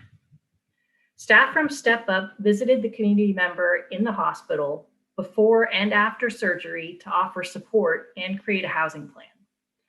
Upon discharge from the hospital, the community member had a safe place to recover with the support of the Step Up team. Met's interventions were life-saving for this community member and really showcase how Met's strong connections with the city's nonprofit and community partners and the team's consistently quick and thoughtful response truly makes a difference in people's lives. And next slide. Finally, we'd like to highlight the increased opportunities that Met has provided to collaborate with our Los Angeles County partners. As the city has provided Met with office space at the West Hollywood Sheriff Station and a specialized transport vehicle, the county has co-located a second Met team in West Hollywood. So this means that the city has access to a second Met team for an additional 40 hours a week at no additional cost. The city-funded Met team has also referred 11 of the community's most at-risk constituents to the county's risk assessment and management program. RAMP teams clinicians and deputies and a program analyst to provide intensive case management and in-the-field treatment to help prevent the recurrence of calls for high 911 utilizers, to provide support to these community members and sometimes their families as well. So in summary, the West Hollywood Met unit has provided tremendous support to the West Hollywood Sheriff's Department and the city, and the return on investment has been great. And just as important, the rapport and relationships that West Hollywood Met unit is developing with our community partners, community members, through outreach, connection, and linkage to services has truly been invaluable. I want to thank you for the opportunity to share about the Met unit's work in West Hollywood, and Strategic Initiatives Division is here to answer any questions you might have about the report or the Met team's work. There we are. So commissioners, very nice report. Thank you. I know all three of you and you're like the best. So I don't think that I need to say anything more. And so I will start with, let's see. I don't see Patrick. I suppose I can get him back if he knows he's going first. There he goes. So go ahead, Patrick, Commissioner Shamrock. Thank you. I attended a presentation with Captain Ramirez and I think the West Hollywood West Residents Association around neighborhood safety, and the Met team presented. And I was so impressed by their work, and this presentation just also highlighted the great work that they're doing. I've worked with Met teams before when I've worked in Skid Row, but I just found them really effective. And I just had a couple questions. The data really shows the challenges in their work. The question is, what are the origins of the calls? There's about 170-ish mental health calls. Are those calls usually made by the individual or by an observer, or how do the calls kind of break out, if someone could give some background? I'll jump in, and Diane and Elizabeth are absolutely jump in. It's a mix. So sometimes somebody might call the sheriff in need of assistance for themselves, but more frequently it would be somebody calling because they were concerned about somebody else. And particularly when we're talking about our unhoused community members, that's typically somebody calling concerned about somebody that they've seen out on the street. Mhm. So I just want to recognize the severity of these calls. If 74% of the calls handled by WeHo Met or County Met result in hospitalization, those are tough calls. So this is quite a critical service. And then I just, Corey, while you're here, Elizabeth said, and I just wanted a little bit more context. It seems like this is services supporting. It was said both how housed older adults and the unhoused community. So we're really seeing this service as being provided to older adults living in the city. Yeah, so one of the kind of unanticipated or unexpected benefits of MET was our ability to deploy MET for kind of wellness checks, in some cases for older adults who are housed.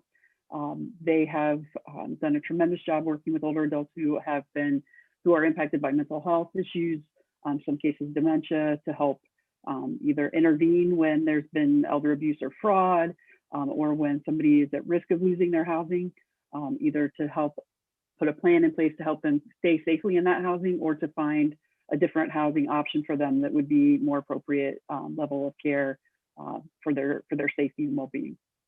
Yeah. Can I add one thing to that?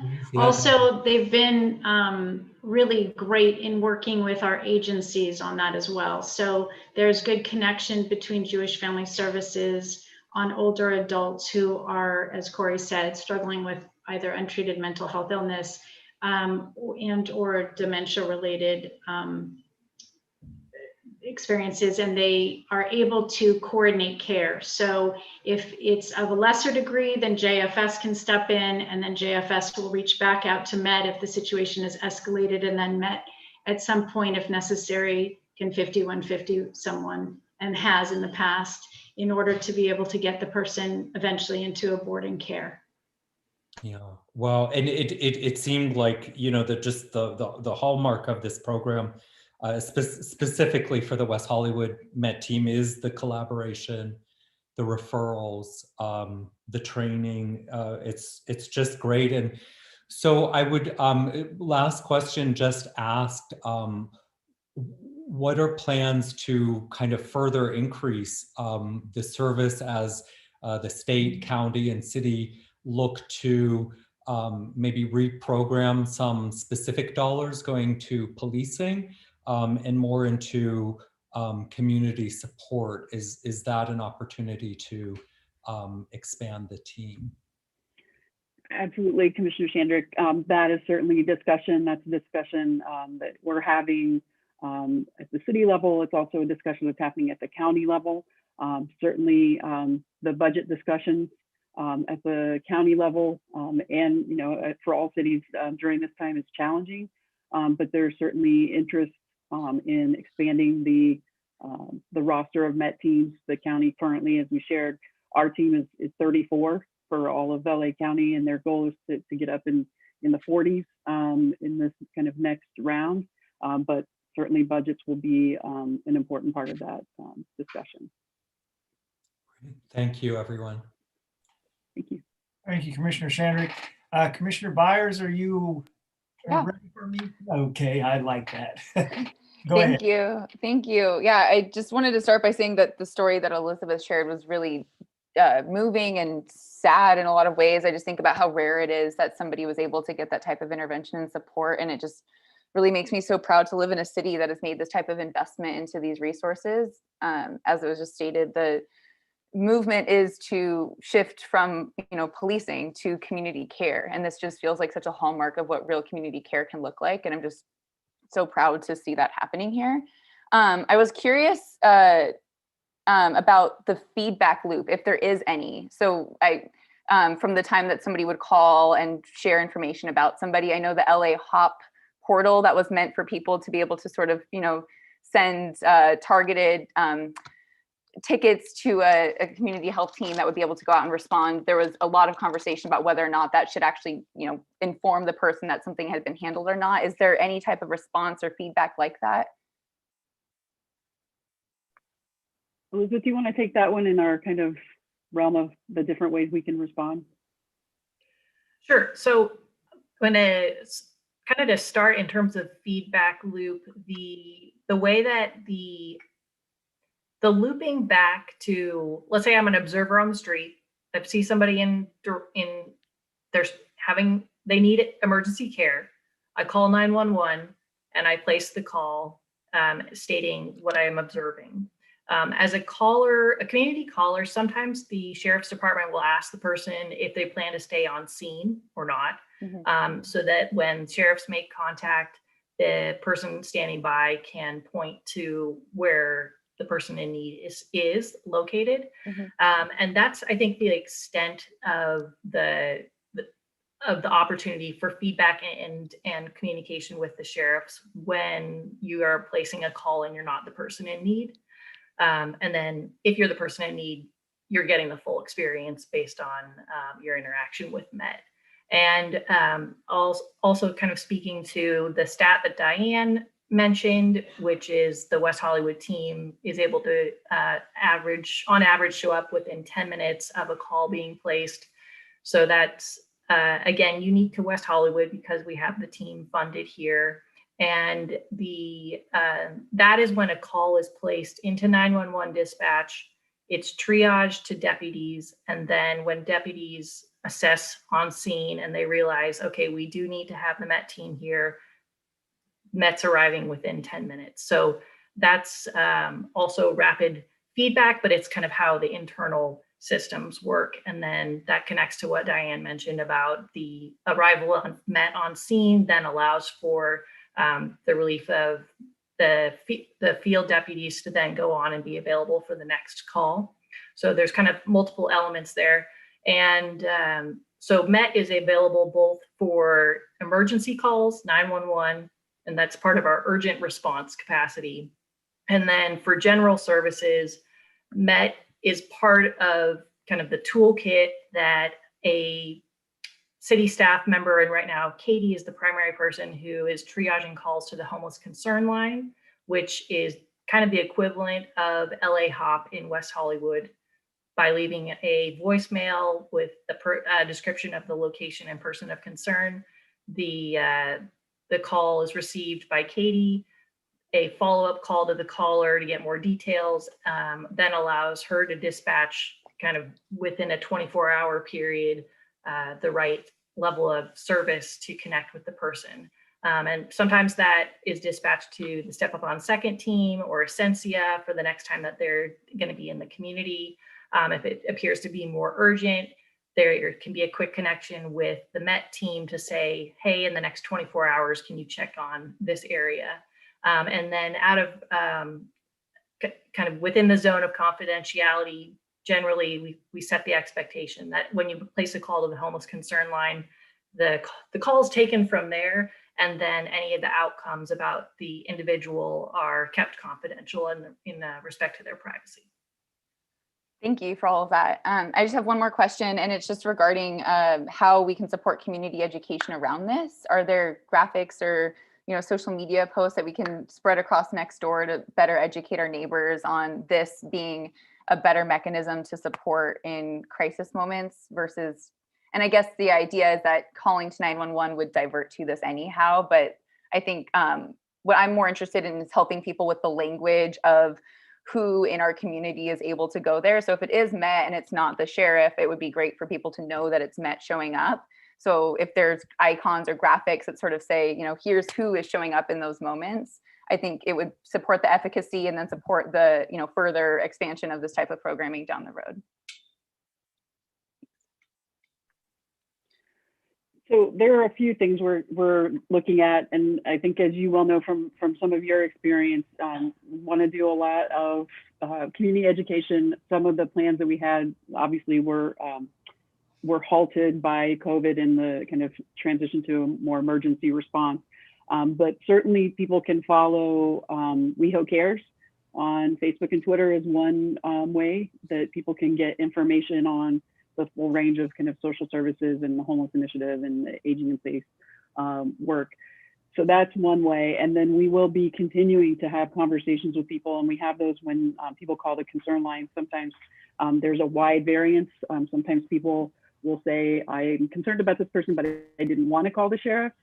And then sometimes people want the sheriff to respond right away and actually, you know, just remove someone from the premises. And that's not how either of those things work. And there are different issues when people are on private property versus when they're not. And so we couldn't, at this point, we can't guarantee that Met will always be the responder, depending on the hour of the call. At this point, we don't have 24/7 Met. That is certainly something we would be interested in having. But so we couldn't say for sure, like if you call, it will always be the Met team that responds. But I think we're trying to have more conversations that even the cops teams that respond, the response to homelessness from the sheriffs in West Hollywood is to be service and care focused first. If somebody is engaging in illegal activity, they're engaging in illegal activity, whether they're housed or not housed. That's the presenting issue. But if just in terms of somebody, you know, that's out in a park or out on the street, the goal is always referral and care first. And then if there are other presenting issues, mental health issues or other things, then that would be the secondary response. Thank you. All right, thank you. Nice questions. Good. Barbara, yes. Commissioner Meltzer, Thank you are you. next. Thank you. We are so lucky to have this in our city. We really are. It's just fabulous. I just have just a couple of questions.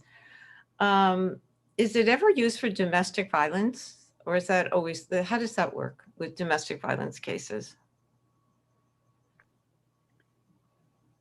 We don't Hello? have public safety. We don't have public safety here with us, but No, but is it? Yeah, but can't that be used for?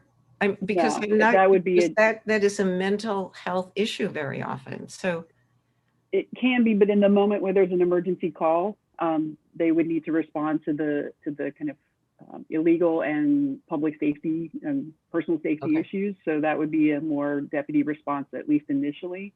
And then with mental health. If there are the traditional trajectory is if somebody decided to press charges, there would be detectives involved, and the detectives have also been trained in a whole other kind of conversation. The detectives have been trained over time on the resources available for people experiencing domestic partner or intimate partner violence, and they know those resources as well. Okay, just one other thing. In terms of dementia, what happens when somebody is found to have dementia and who is living alone? Does JFS step in? What happens there? Oftentimes that's the case, yes. They will work with either a neighbor will flag it, a landlord or a friend will reach out and say, we're seeing signs, we need some support. JFS will often meet with the person if they're open to service also.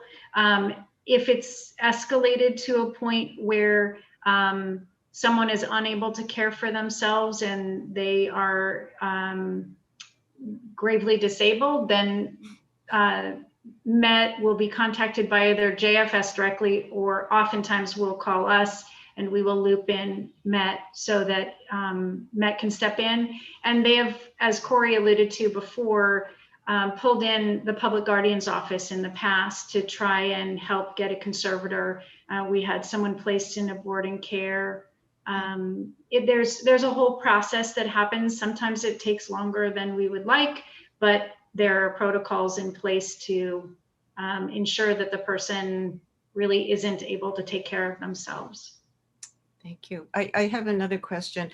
Did somebody mention that there are often people who are experiencing breakdowns, mental health problems, and they make a phone call themselves? That's really, that's amazing, because usually or often people are scared or feel guilty or ashamed and they don't do that. I think it's good to know that people do that. Yeah, it really is.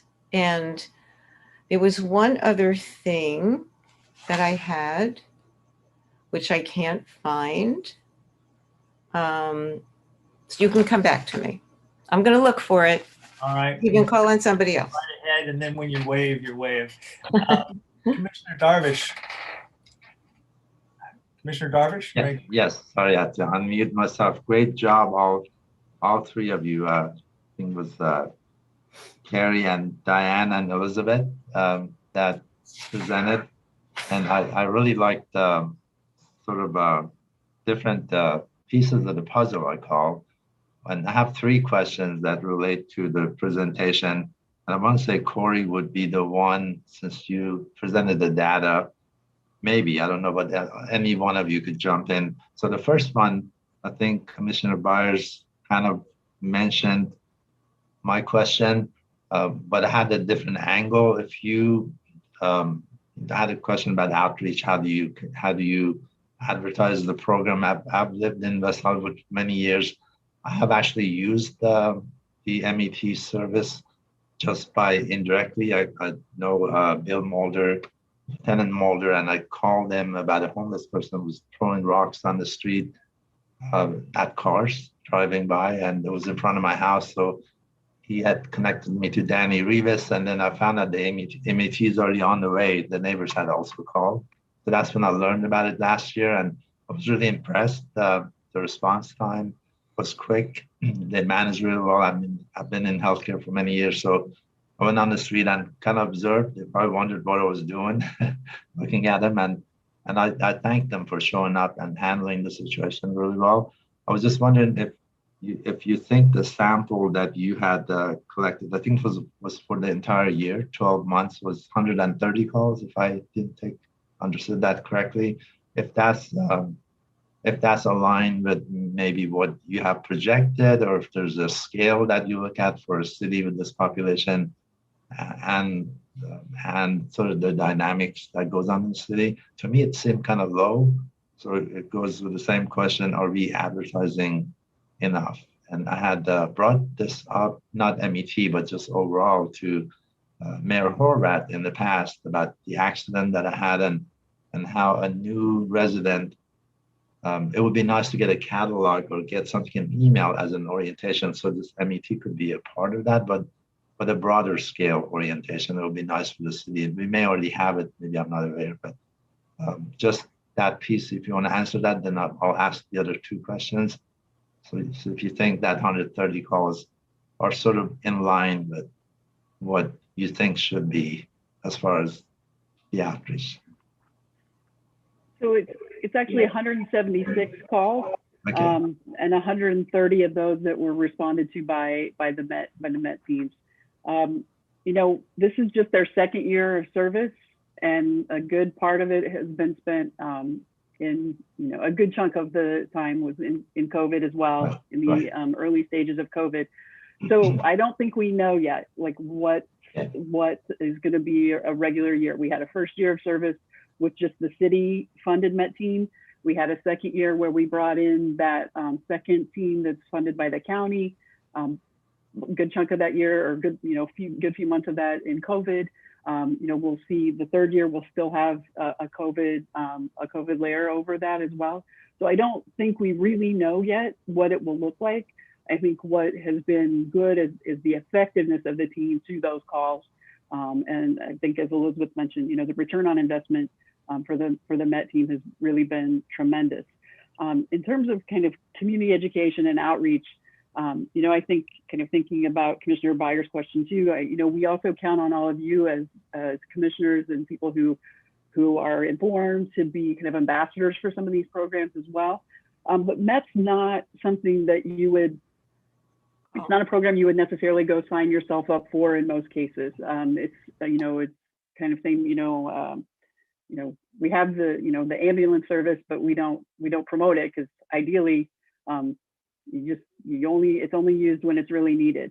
But I do think it's important for people to know, I know that, particularly in these times, people have some apprehension about calling law enforcement for a lot of reasons. And so, I think trying to let people understand that our sheriffs are more trained to respond to these issues. Even the patrol deputies go through a crisis intervention training so that they can at least de-escalate a situation until Met can respond. So I think, and we say that, and then if somebody has an incident, but I think it's understandable that people have some apprehension, but I do think it's important for people to know the goal with our sheriff's response and then with a Met co-response is that it would be, resources and care first. The other thing is that you couldn't call, if you called and identified a mental health response, if a Met team was on duty and they were able to co-respond, they would, but it's not that, you could call and say, I want a Met team to come out. That's not how it gets dispatched. So I think the community education piece is partly this, sharing information. We were at the Public Safety Commission last night, sharing this information with them with a public safety lens, and then sharing this with you all here tonight as well. So those are the kind of pieces that we'll continue to do, and that Met does themselves, training through the Homeless Collaborative, doing trainings for kind of our regional partners, and making sure people know that they're here. It's I think one other piece of this to be really proud of is that city funded and specific focused West Hollywood team is a model for what other cities and other communities are looking at to have a better response to some of these mental health crises. So that's, we spent some time talking with other communities and other partners about that as well, and how they might be able to stand up something similar. Can I add to that?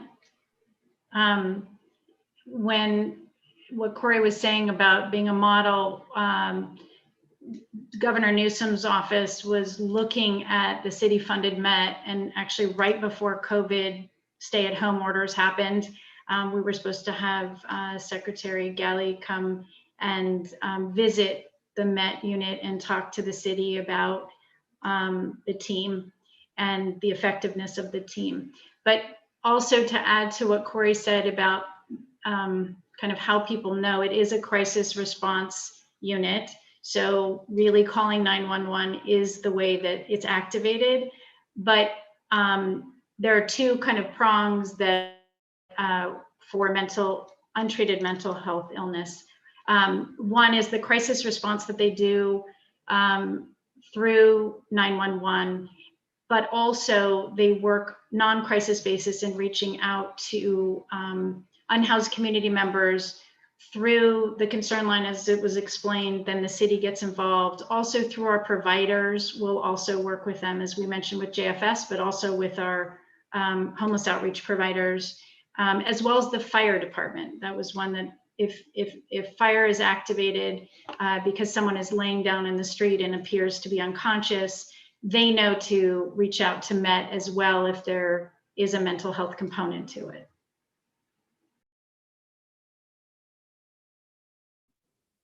Great answers there. I'm sure in time, after 3 or 4 years, you'll have probably your own benchmark. I didn't realize it was that young. So not that 170 is not many. That's a good number there. I was just wondering if y'all had, if there was any national benchmark available. I don't think there is. And then it goes by each city and the dynamics as you talked about.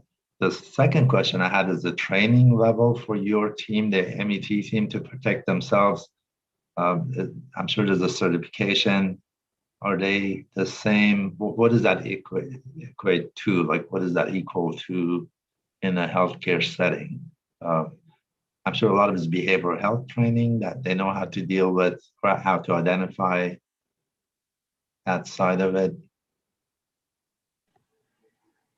Elizabeth, feel free to jump in on this one too. The DMH clinician is a licensed clinician, and we have a very experienced clinician that is the clinician for our city funded team.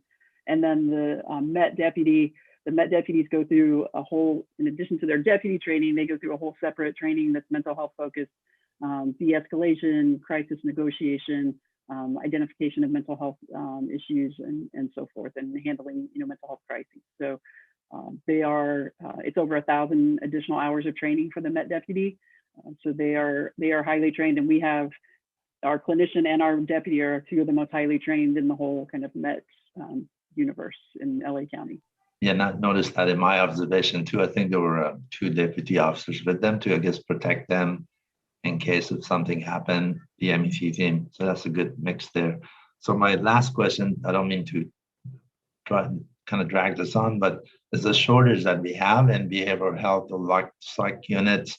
I know that once they identify and they transfer to the ER, then like you use the example of Cedars-Sinai, if they don't have, I don't believe they have a locked unit, then they would have to transfer, I guess, to another, they have to find one first to a psych or behavioral health trained facility.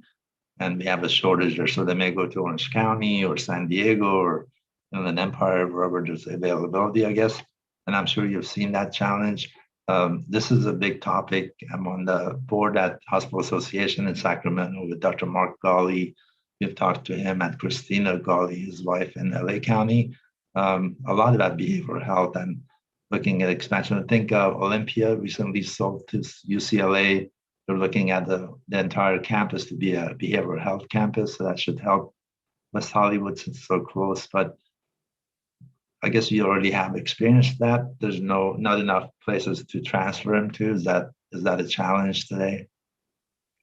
There's certainly not enough behavioral health services and treatment. So that is a challenge throughout LA County. Because they are an LA County team, they're an LA County DMH and LA County Sheriff, they do not transport outside of LA County. So they will find some space in LA County if they can't find something as close to West Hollywood as we would like. The other kind of return on investment with this, we talked about a scene being rendered safe and MET takes over, but MET also takes, helps provide the transport. They have a special MET vehicle that the city purchased and they can transport to, there it is. Thank you, Commissioner Meltzer. They can transport to those locations and stay. And we know, Lieutenant Gannon, from who oversees all the MET teams in the county, was on with us last night. And it seems clear that when the MET team writes the holds and helps accompany people into service, that those holds stay instead of being broken, sometimes less than 24 hours later when they're written by patrol deputies. And so we have more effective care and treatment when MET is involved at that level. Thank you. Great job, all 3 of you. Great program. Thank you. Thank you. Remember, Stephen, just one thing. This is what I wanted to talk about, just to mention that it reduces stigma. This is a wonderful, wonderful, it's absolutely wonderful. So I just wanted to mention that. That's all. Commissioner Borelli, you're up if you would like. Sure, I'll be brief. You all know I love MET. I think it's fantastic. I was so glad Mayor Horvath and city staff really advocated for us to have it here in West Hollywood. It's really been a model for the city. I probably shared the story of an unhoused neighbor that I had at the bus stop for many months and got to actually see MET in action with kid gloves and kindness, getting somebody into service and help. And it just warmed my heart. So continue to working with public safety, of course, my old stomping grounds is fantastic. And for all of you, yes, not calling 911 is still a challenge. It will always be a challenge. A, people don't want to get involved, or B, they're scared of what might happen to the person. So I do like the idea, both new commissioners, if there's other ways to get out to the world, that there's a different approach here in West Hollywood. That certainly is fantastic. But 8 years off the Public Safety Commission, I still get calls from people like, "Hey, there's somebody banging on the window down the street. Call 911." Well, I'm not running out there. MET, big fan. I'm so glad that we're continuing to do this, and a great report. Great night for social services and programs that had infancy here in West Hollywood not that long ago, and creating real change for real people. Thank you so much. Yeah, very good, all of you. Good questions, good answers, nice presentation.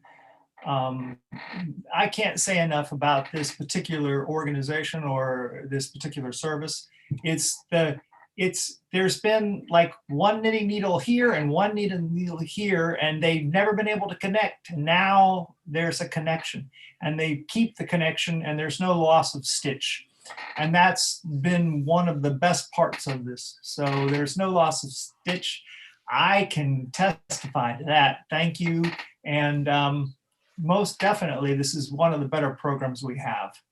So I'm glad to see it happen. And if there's anything that we can do to help, I'm certain that there isn't a commissioner here who wouldn't try to help you if you need it. So with that said, I can let the women go if they would like, or if you want to stick around and listen to David, that is also your prerogative. But anyway, thank you very much. So what I will now do is move along. We have no excluded consent. We had no consent. So we're going to items from staff. And I will turn that over to David or Leslie. Sounds good. David. Okay. You can turn it over to me. Thank you, Chair Davis. Good evening, commissioners. Welcome, new commissioner, Byers and Darvish. It's great to have you on board.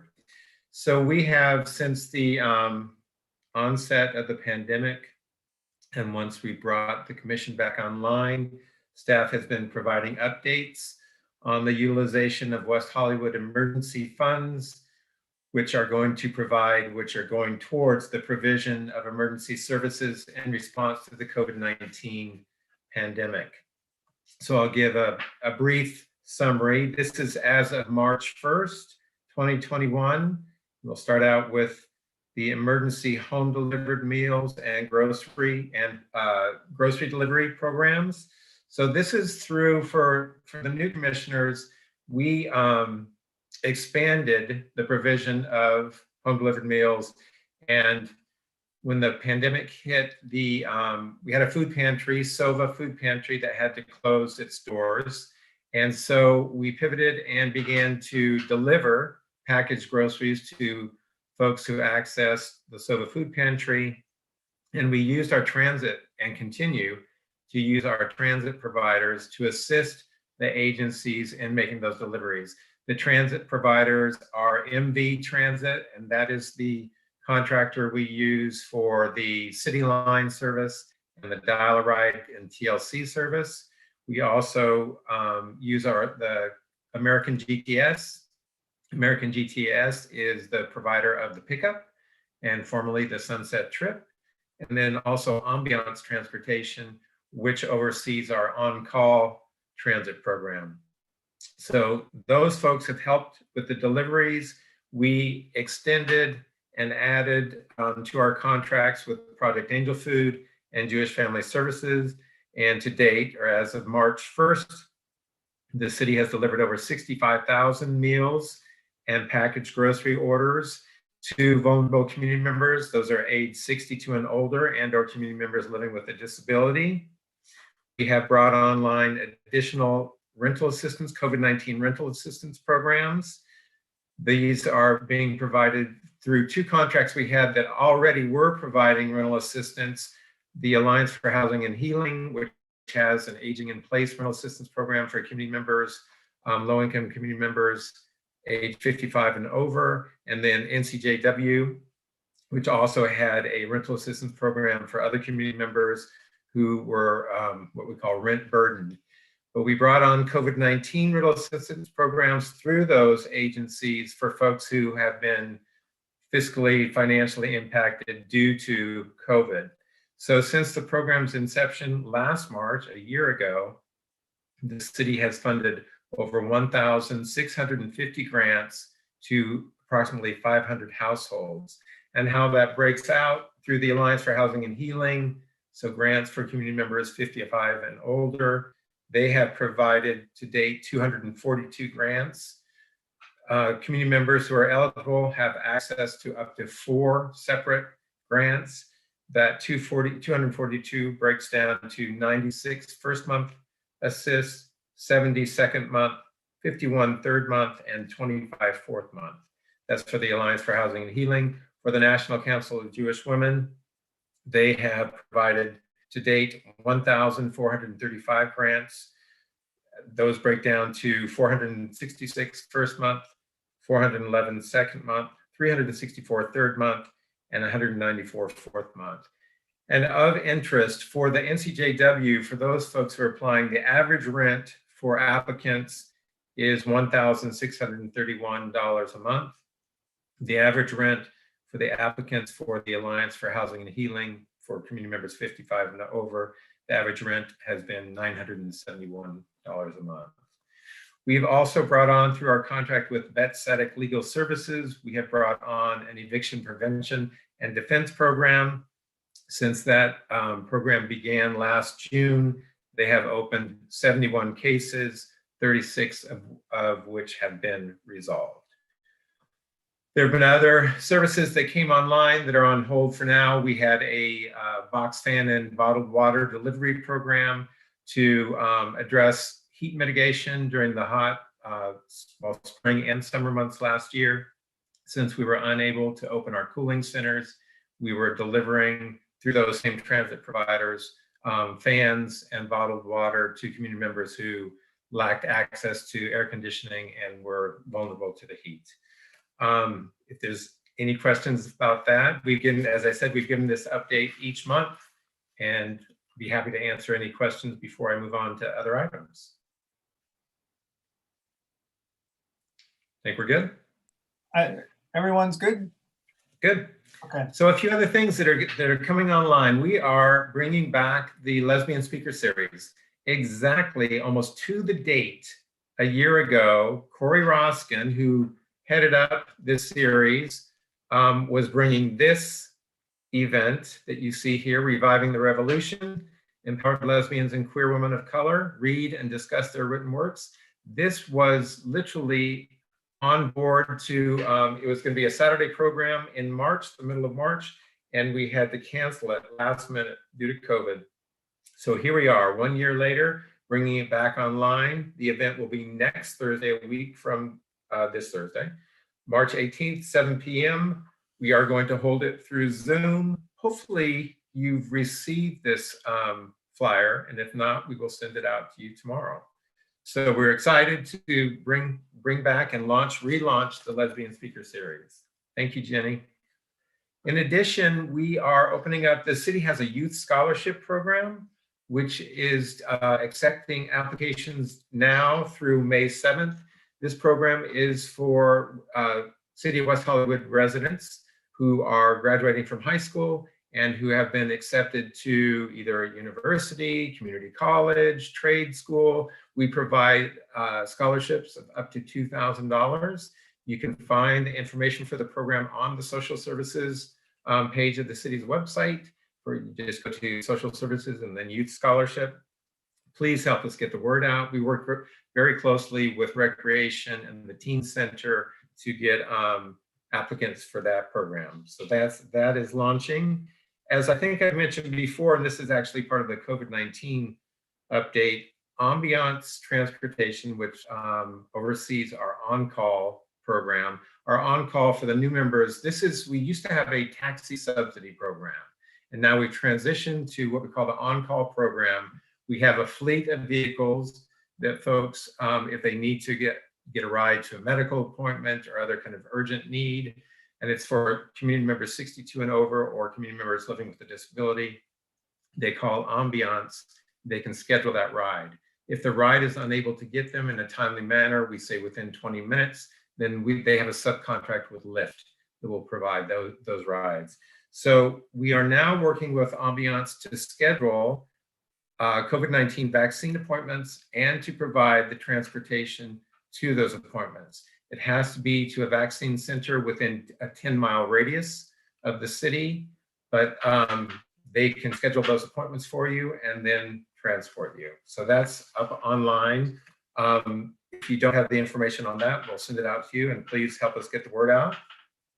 Finally, the last update is the trilingual brochure is at the printers and will be mailed out really momentarily. So first, thank you for your patience, for your nudging, and it was a long time coming. This was a brochure. It is now the first time that we've done the social service brochure in English, Spanish, and Russian. we literally had it ready to go last March, and then everything flipped and everything changed with service provision, the way we were providing. You heard from employment folks today, and we had to, put the kibosh on it. But it's ready to go, and it's at the printers, and then should be mailed out within the next week or so. So thank you. That's it, I think, from staff. Nothing, I don't think, from you. So anyway, thank you very much. No, I think you covered it. Thank you, David. Thank you very much. Is there any questions for staff or anything to discuss? Adam? Yeah, I have one regarding scholarship. I just want to understand that probably don't have time tonight to go over details, but is there a criteria for applicants as they get selected? I'm sure there's all sort of different factors involved. So they need to be a resident. So they need to have an address in West Hollywood. They need to have been, and they have to show proof that they've been accepted to post-secondary education program. It can be, university, community college, trade school. They also have to perform 150 hours of community service, and they have to verify that with whether it's an organization, hospital, whatever it is. And that's pretty much the eligibility. And as I said, the scholarships are $2,000. They can go for really anything that is related to their educational program. Thank you. Thank you. Jenny, do we have anyone who would like to speak to us? No, Chair, we don't. Okay, thank you very much. I'm going to go to items from commissioners. I would like to press the two new commissioners in your comments this evening. If you would just give yourselves a little introduction for the other commissioners so they know maybe who you are and what you do. And if you can keep it under 2 minutes, that would be nice, because we're running a little late. I think this is one of my later meetings, but there was a lot of information this evening. And so what we'll do is I will start to my right with Commissioner Darvish. So if you would make comment, just tell us about yourself. I'll make it short to make sure I have my timer on. So I'm Adam Darvish. I'm an immigrant, came to New York to go to school and didn't plan on being an immigrant. It was a sort of a political thing. Became a refugee after I decided to leave and couldn't go back to my country, and made it home here from New York to Atlanta.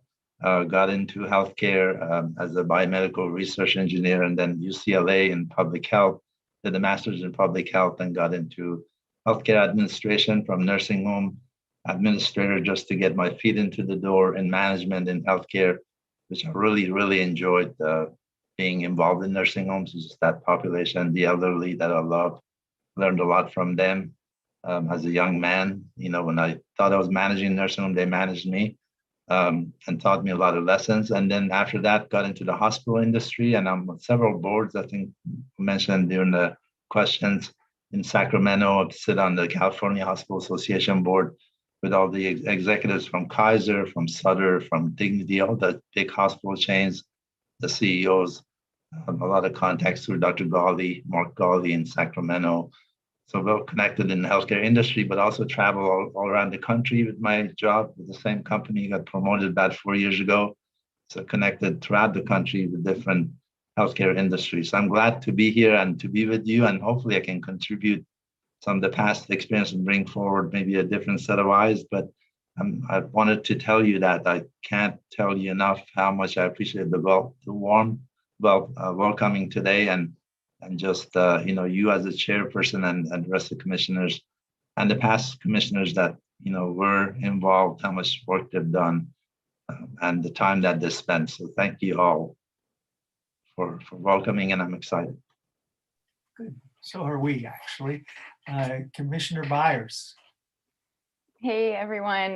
Yeah, this has been such a great first meeting. Sorry, it's one of the longest first meetings. I hope that doesn't become a trend for you, Chair Davis. My name is Chelsea Byers. I have a connection to West Hollywood that just stretches back 6 years. I'm an Arizona native and moved here just over 7 years ago. But in my work throughout my entire life as a feminist social impact strategist, I've gotten to support a number of campaigns on issues from education to anti-war and anti-violence, and housing. Most recently, I've worked with United Way for the last 3 years, specifically around housing and homelessness. So really gotten to better understand Los Angeles, and particularly West Los Angeles, the West Side, when it comes to housing and homelessness services and the needs of the communities out here. But my connection to West Hollywood really began 6 years ago. I went to a West Hollywood Women's Leadership Conference when I first moved out here. Women's leadership conferences are normally how I find my way of navigating communities. And sure enough, I got connected to the End the Statute of Limitations on Rape and Sexual Assault campaign, which was envisioned by Ivy Botini. And it's just really incredible after all this time and after our loss of dear Ivy Botini to be sitting here on this commission and a part of the city in such a big formal way. So really excited to be here with you all and hoping that we can adjourn tonight's meeting in honor of Ivy Botini. Thank you. Any comments, Commissioner Meltzer? Thank you. I just want to welcome our new commissioners, Commissioner Darvish and Commissioner Byers. So lovely to see you.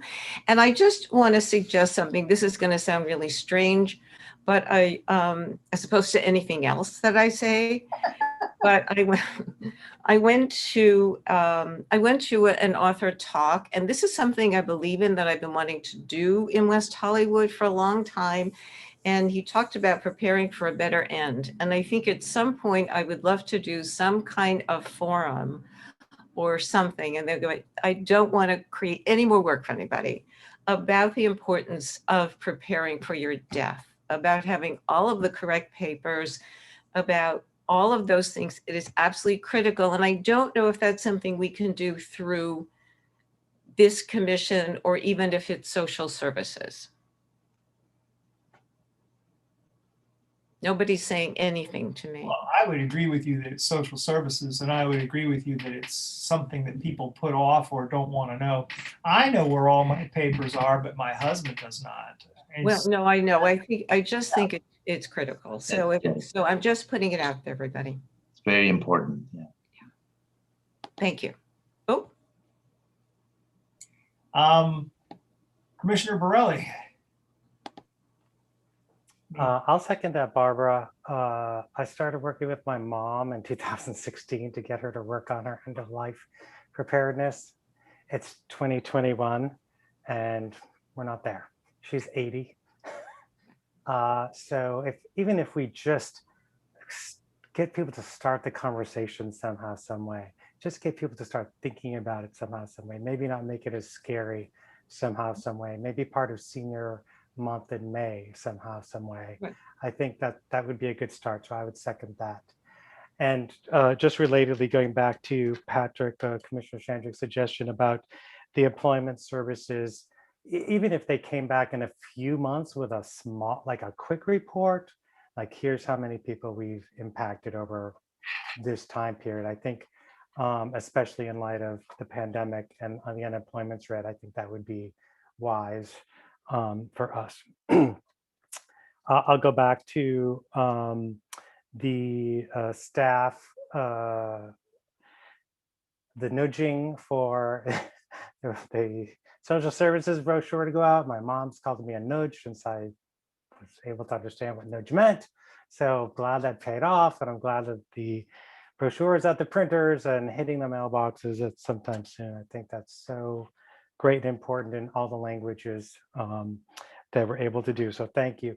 And I also thank you all the staff, strategic initiatives and social services. What a tough year. And clearly so wonderfully transitioned to just continue to help our residents, community members, unhoused, housed, workers, people who work here, live here, play here. It's astounding.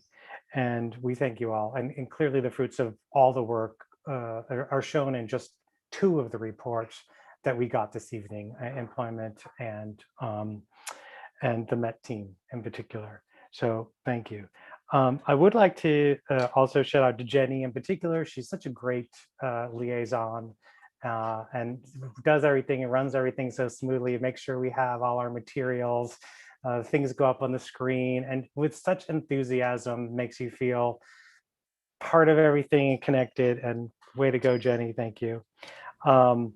The last is welcoming our new commissioners. Chelsea, I do know Commissioner Byers. We should use Commissioner because it's great to hear that. Commissioner Byers, I know a little bit through our professional work, personally as well. We've crossed paths in a couple of ways, personally and professionally. So glad when you moved into the city and was sort of cheered early the next morning when I heard that you were appointed. So welcome and congratulations. Commissioner Darvish, the same. I don't know a lot about you, but I have to say you two jumped in really well tonight. I mean, sometimes there's a little bit of, whoa, there's a lot of materials here. You haven't even been appointed that long. Your resumes both sound really interesting and fascinating, and we really like having a mix of voices here because, as I mentioned earlier, we're all curious. We love data. We'd like to ask questions, and we just want to make things work for the people who need extra help. So welcome to the team. And I don't think you guys are going to need much support, but I'll offer if you want to reach out to me anytime for thoughts, comments. How do I handle Chair Davis when he goes on his rants? Happy to help out anytime. And yes, I will second, let's adjourn in memory of Ivy Bottini, just such an important community member for such a long time. Thanks. And Commissioner Shandrick. I don't think I started with you, did I? No. No. I'm finishing with you. Okay, thanks. Just a clarification for the new commissioners. This definitely was not our longest meeting. I think we tracked that at 7 hours. Is that correct, Chair Davis? Or it could be longer. But we won't go there. But welcome, Commissioner Dervish and Byers. Your background sounds great, and you can see there's a lot of work to be done. So we welcome you. And I just have to note, Commissioner Byers, thank you for sharing about Ivy Bottini kind of leading you here. And it's of course of note that we are closing the meeting in her memory. So very poignant.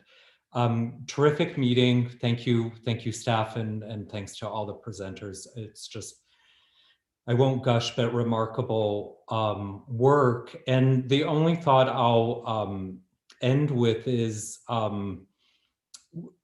at my work at the California Community Foundation, I've been sitting in a lot of the LA County mass vaccination planning.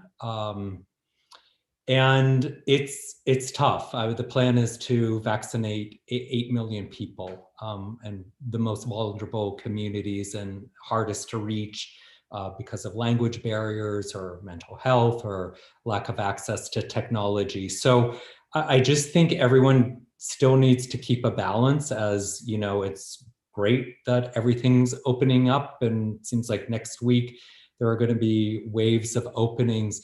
But we still need, as a county, to vaccinate over 8 million people. And that's going to take months.